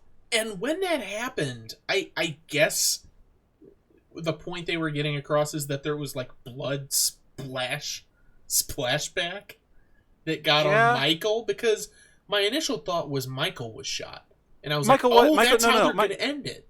Michael was shot. He just got injured, though. Was he? Because he didn't act like Yeah. it. I guess he was got so yeah. No, briefed. it was very quick when he got shot, and then like he reacted, and then immediately after he didn't react like he was shot at all. So yeah, no, it's Okay. you're definitely in the right here. It was just bad acting. Okay, forgive me then, because I was confused because I thought he was gonna die, and I was like, "Oh, that's actually a really good end of the trilogy, is him dying," which they did do in a much more idiotic way. Yeah, like I don't know how they managed to fuck that up. It's like what? Like if they had just killed him there, that would have been it. It would have been dramatic. It would have been fine. It would have built up to it. We would have had hope that maybe he isn't gonna die. Maybe they actually did save him, and then no, he does get killed ultimately. It's like fine, cool, good way to end it. Not great, but good. But then they just decided, let's just fucking have this random fucking montage that doesn't show any kind of closure, and then just have him sit on screen with this old makeup on for like 5 seconds and then just keel over out of a chair. No closure, no nothing. He's just back there at that like Tom Latino or whatever the fuck estate he's at and just dies. We don't know what happened with Vincent. We don't know what happened with Connie. We don't know what happened with either his son or anything else. It's just over. It's like, God fucking damn it. I guess the parallel they were trying to create was that With his dad. exactly, they didn't do it well because it's such a quick cut. It's just like, oh well, he's old now. Get it? There's a chair. He's Right. on his estate. It's just like Vito, and But then he even dies. But even then, that doesn't even work because, like, with Vito, you feel like he deserves a peaceful death like that. Because everything, even just in the first film we saw him in, he was honorable. He was sticking by his guns, and he was trying to make sure things stayed from falling apart rather than just going on these revenge-ridden crusades that everyone else wanted to do. Like, he literally was going to be like, no, I don't want any revenge for my son. I want this to stop. I don't want any more sons to get killed as a result. And then, yeah, so, like, even just in the first one we established, yeah, he's a good man. He's not great, but he's better than pretty much everyone else in the fucking film. And then in the second one, it further establishes that of, yeah, he's not amazing, but the only person he's shown to have killed was a bastard. And so, like, he did it for the sake of his community and to make everything better. But then to try and give that kind of parallel death to Michael, who straight up just goes full ape shit and kills all the other members of all the other heads of the families, and then has his own brother killed for just screwing things up too many times. It's like, no, this motherfucker's pure evil. Yeah, he's not at all like his dad. But then they keep trying to, which, you know what? I don't think that is what I'm about to bring up. I don't think it's a bad point. I think it's just the character. Mm-hmm. But he is much more horrible and evil than is shown his dad to be. Yeah. based on the actions that he does, but he also tries to uphold things that his father did as well. Yeah. Keeping the family out of drugs, making sure that they're not like distributing or being involved in that sort of game, which was a Mhm. rule that Vito had. And I remember being confused when I was watching it because I was like, why does Michael give a shit? Like he's into Yeah. everything else and he's knocking people off left and right. Drugs is just going to get him more money. What does he care? But I think that that's just him idolizing his father so much that he's upholding that sort of rule. It sort of reminds me also in part two where he uh, is reflecting on Vito's study, where he's like, "This used to be my father's study, and this is where he taught me to be a man, and we wanted to keep this place in the family." So I guess that's good at least, in a character sense. Yeah. But it gets more and more. It also just makes the story more and more confusing as you go along, because I can never really tell where his values are, and so sometimes it feels like he's contradicting himself, and I don't Right. and because of how confusing the stories are, I can't tell if that's just Michael's character or if it's just bad script writing. I'm gonna go with. I think it's good script writing. I think it's bad character writing because it was good script writing for the fact that it established conflict and it actually pulled some punch. It actually threw a few punches you might not expect, like him pretending to forgive Alfredo but then killing him ultimately and that sort of thing. And so it ultimately gives him this like near psychotic level indecisiveness with this whole situation, which like I think might be something that could be building towards that. Yeah, maybe he is actually just insane. Um, but I think ultimately it was good for setting up conflict and everything. But if you try to extend that as a longer running character, it just falls apart, which ultimately we see by the time the part three comes around. So I think ultimately it was good for what it was doing, but it shouldn't have continued. It's kind of like how I think about the character of Tony Stark nowadays with the Marvel movies. First few movies, fine. But as it kept going on, it was like, no, this motherfucker's just crazy. And a piece of shit, really. I buy that. I buy into that. That makes sense. Yeah. So it's just, it's hard to, because, like, I still don't think the writing is amazing for really any of these movies. I think the nuance and everything is best in the first one. And that obviously these movies are famous for having been heavily influenced by mafia contacts and like avoiding the real grittier versions of organized crime. Like if you want a realistic look at that, I've recommended Goodfellas in the past, but like that's what it actually ended up being, just violent thugs rather than these more honorable gentlemen that they have on display here. And even Michael is honorable in comparison to how they things really were. Um, but yeah, it's like I never really thought the writing was great because like it is just this confusing web of people betraying other people, with the exception of Vito's origin story, because it was like, it was as it was meant to be. It was simple back then. It was just like, okay, we're just doing this shit to keep people safe, and myself from starving, that sort of thing. It's just it just lost me over time, where I was like, all right, this is just getting kind of lame. And by the time the third one hit, like maybe the third minute, I was just like, okay, this sucks. So, oh god, the third one is just a train wreck. They started out with such a happy, fun party, though. Yeah, I mean, they started off with a fucking. I mean, they start like each movie starts with a party, but like, okay, well, with the exception of the second one, really, because that starts off with murder. But like the third one starts off with the most boring scene of all, a fucking Catholic procession for a medal. I was like, okay, fucking fine. Here we are. It also breaks a cardinal sin of filmmaking, and that is hearkening back to movies that are much better than your own. in that with actual footage. flashing back to actual footage of the murder of his brother Fredo in part 2. Yeah.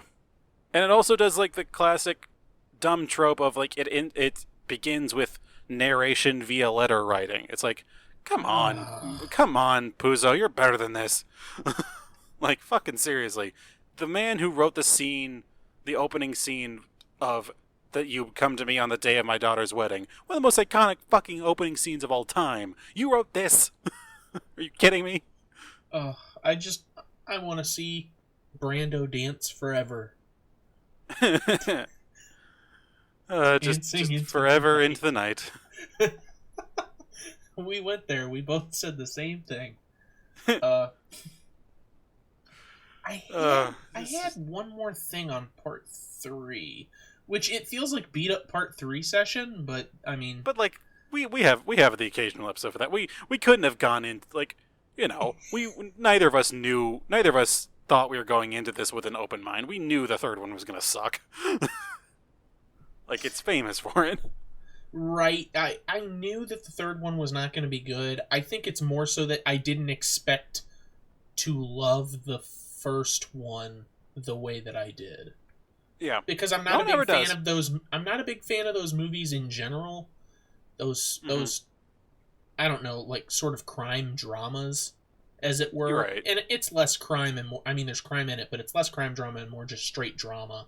But I'm not so into those movies, and you know, just the fact that it's hyped up a lot, it's like it's definitely been overhyped for me. But that wasn't the case, so that's where my expectations faltered. Right, because like, you know, I'm sure all the other movies weren't as good because they were attempting to capture the limelight of this one. It's quite possible, yes. But yeah, did you have? You said you were going into another point. I said I had another one. I just couldn't for the life of me remember what it was. I mean, it's fine. So, I mean, like, what more can be said about the third one? It's like, that one we've definitely hanged and then quartered. But honestly, like, what's it like? I kind of consider the first 3 different movies considering their length. I mean, the one, like, because the second one, it's a movie about Vito, and then there's a movie about Michael. Makes think sense. The parallels that they draw, I think it was kind of pointless to have them combined into one movie. They don't really draw any distinct parallels that have any huge meaning, like, but whenever they cut between them. I think they definitely should have had a solo movie just about Vito, but, you know, whatever. That's something that actually betrayed my expectations too, is because the title is not a good title. The Godfather Part 2. I mean, what other title would I give it, or would I give it a subtitle? I don't know. If it was just about Vito, then you could go like Early Years or something less hacky. But I guess Before the Godfather or something. Something like that. But I definitely going in thought that the original Godfather was going to have a cliffhanger or a to be continued. I didn't think it was going to have seemingly a definitive end and then just the sequel existing. I thought that they were definitely 2 parts of one bigger story, which they technically are, just in the life of Michael Corleone, but they're their own stories in actuality. Yeah. So it's like, God, of course, you just mentioning it, I just thought back to the ending scene of the first one. I was like, God, that's such a cool freaking ending.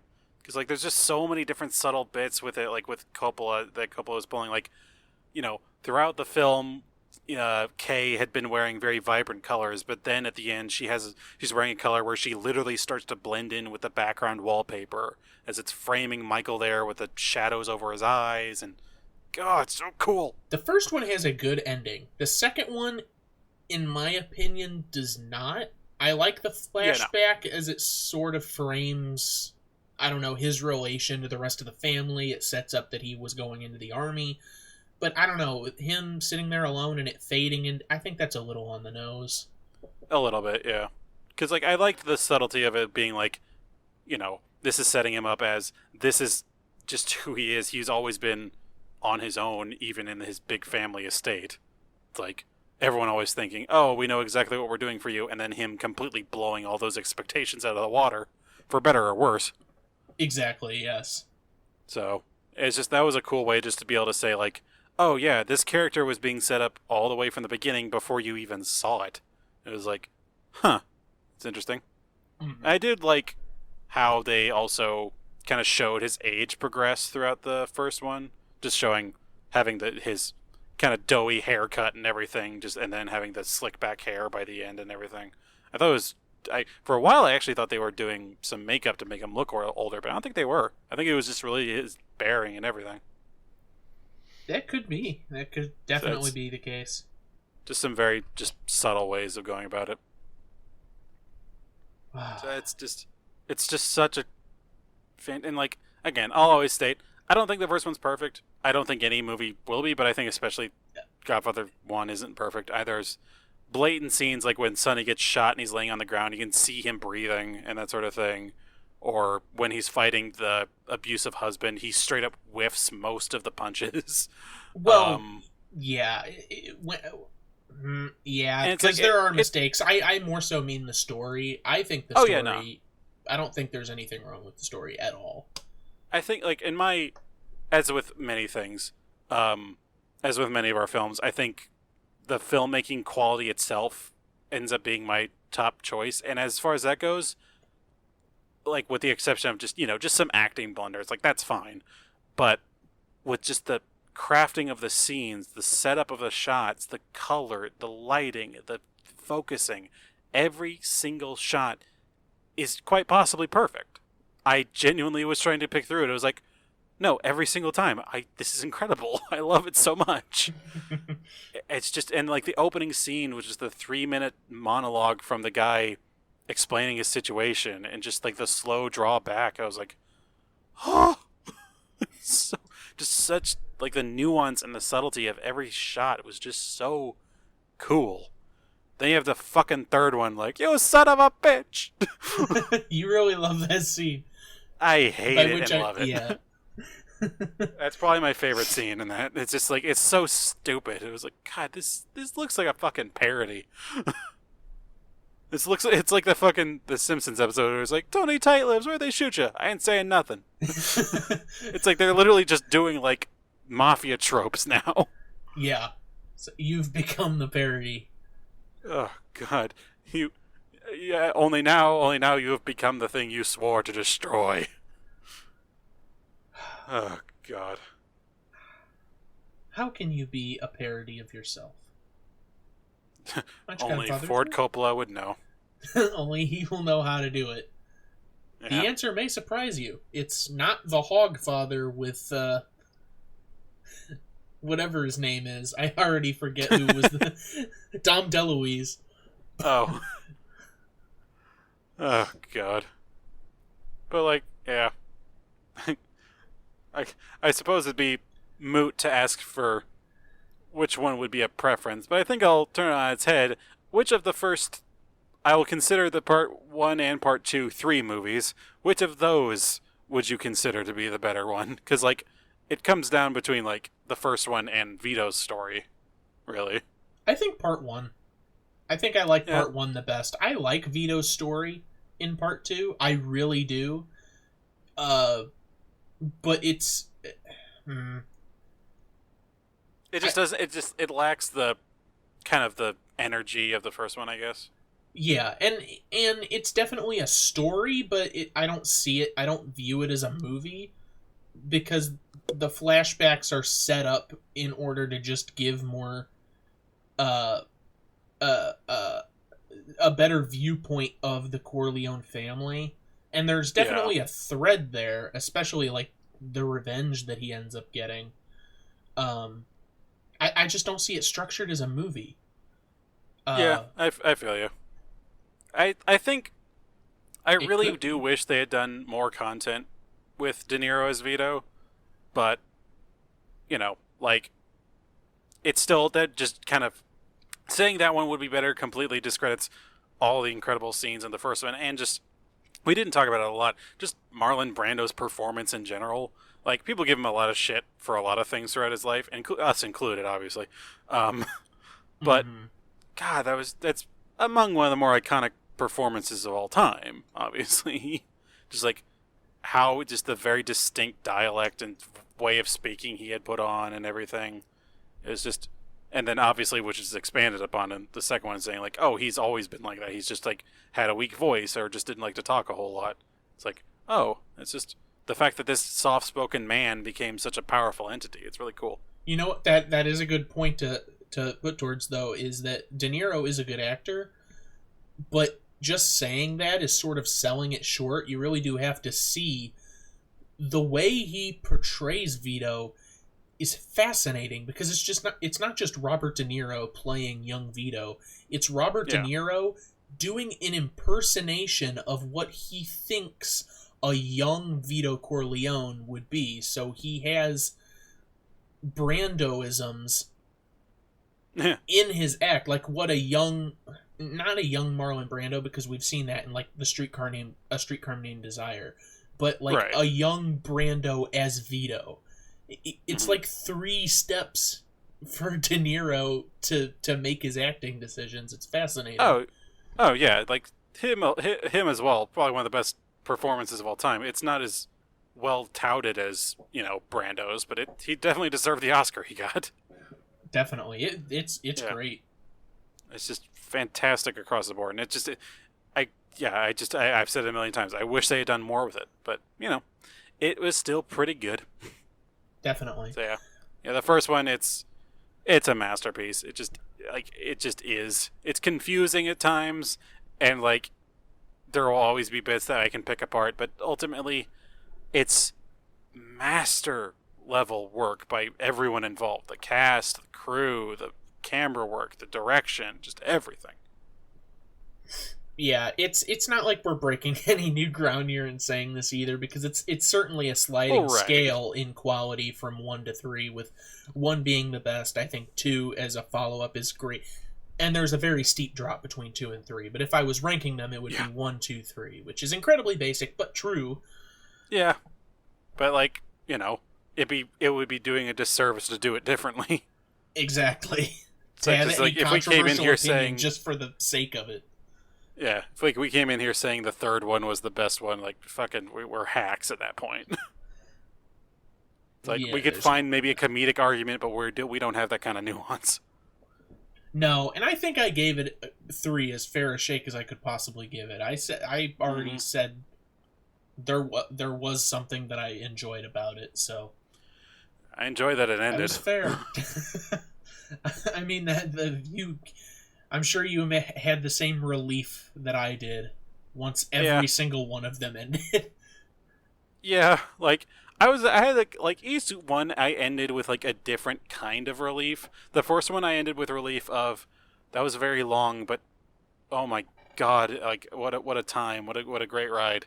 The second one I ended with I feel kind of sad because like, you know, like not necessarily sad, but kind of more melancholic just of how the scene ends with how everything is gone and just how that whole weird debacle affair in Michael's timeline was going on, and it just kind of came to that kind of very somber end.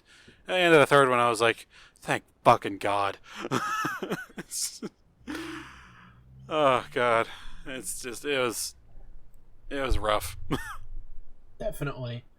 But if you want something that's a bit less rough, I recommend a few little bits and pieces here.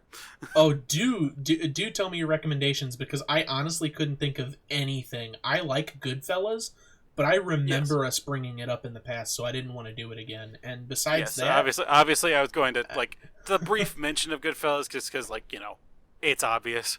But then I also want to highly recommend Boardwalk Empire. Really good series. It's with Steve Buscemi as like the main role. I think he won a few Emmys for that one. But it's kind of a fictionalized account of Atlantic City. I think in the early years. I think it was like in the 20s actually, 20s into the 30s, maybe 40s.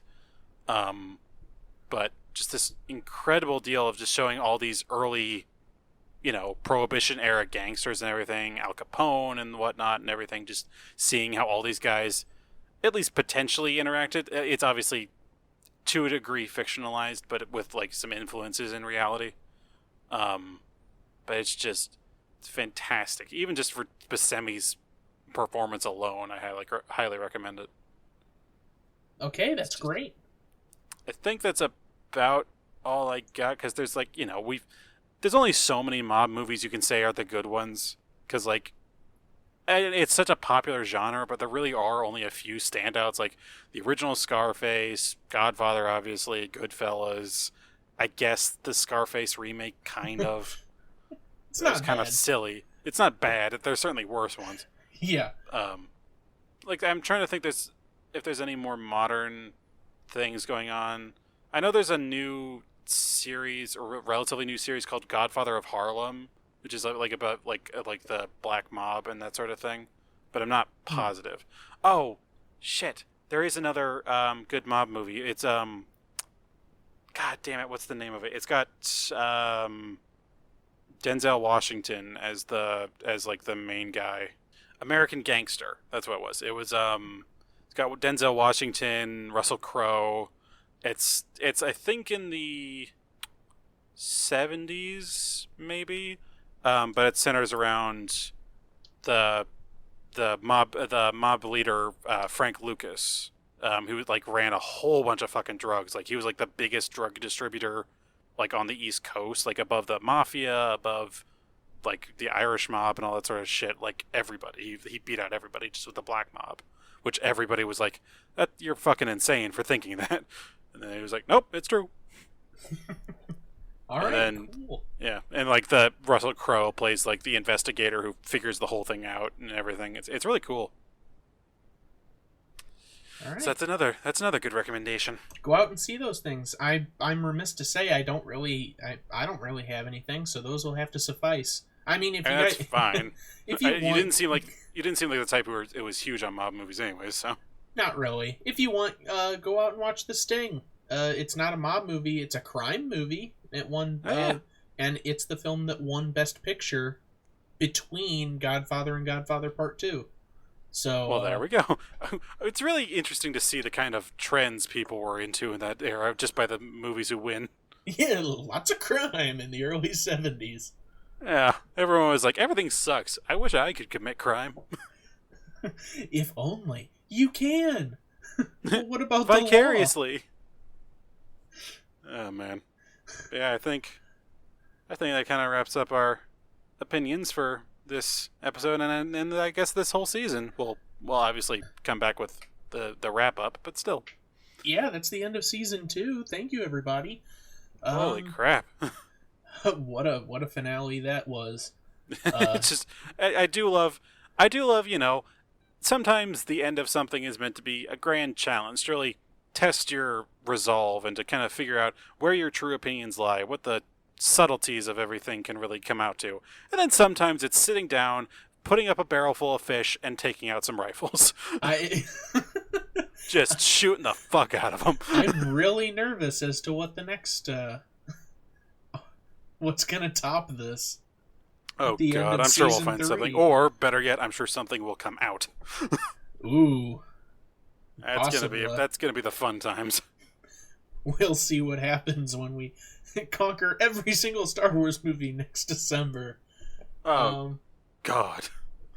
so I guess that's it. So I'll go into socials. We Yes, have please. at It Remade on Twitter, at They Remade It on Instagram. Always hit up the email at theyremadeit@gmail.com. And you can find us on most any of your podcasting platforms. Spreaker, Spotify, iTunes, obviously, Google Play, obviously, Podomatic, Podbay. We're on all of those. So hit us up. Leave comments, reviews, Tell us stars. Tell us which movies you think were better. If you can come into here, tell us like, oh, personally, I thought the original Omen was not that great, and the new one had a lot of cool effects. And then you can come in here and say, oh, Godfather 3 was pretty good, and then we can promptly ban your ass, you absolute psychopath. Explain to me Talia Shire's character development because I got lost. I'm not sure what happened there. Explain to me what emotion at any point was Miss Coppola trying to portray. Because I could honestly say, at any given time, it could be any emotion on the spectrum. Just at any time. Except, unfortunately, happiness. Yeah. Or skill. That's my favorite emotion. Yeah. If only I could feel it. Whatever it is, like, whatever the emotion, it's done badly. So that's it. That's all the socials. Yeah, just we're out there. We'll always be here. We'll be taking our little break and enjoying the holidays properly. But yeah, I think this is a pretty good year. It's gonna be fun figuring out which of the movies we've done that was the best for the fireside. Oh yeah, I got to go back through. It's been a year. I don't remember. Mm-hmm. I'm gonna have to think back to the other movies I've seen outside of this as well, just to be like, oh yeah, which movies came out this year that were actually pretty decent. Definitely. I got to do some research on how to structure this this end of year chat. Yeah, so we'll be coming back at you with that one relatively soon, but maybe like I don't know how much of a gap. Probably not definitely not as long of a gap as last time at least, but Yes, certainly. maybe a week or two, something like that. It'll probably be like that. Yep. So yeah, we will catch you all later, and thank you for listening for this year. It has been a good one. As always, I am your host, Stuart. And I'm your host, Jacob. And thank you very much. Have a good holiday season. Goodbye.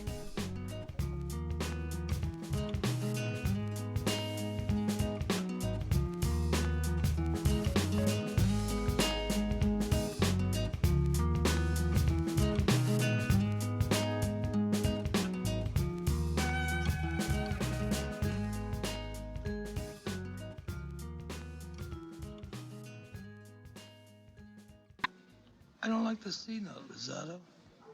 I take that as an insult. Michael Corleone says hello.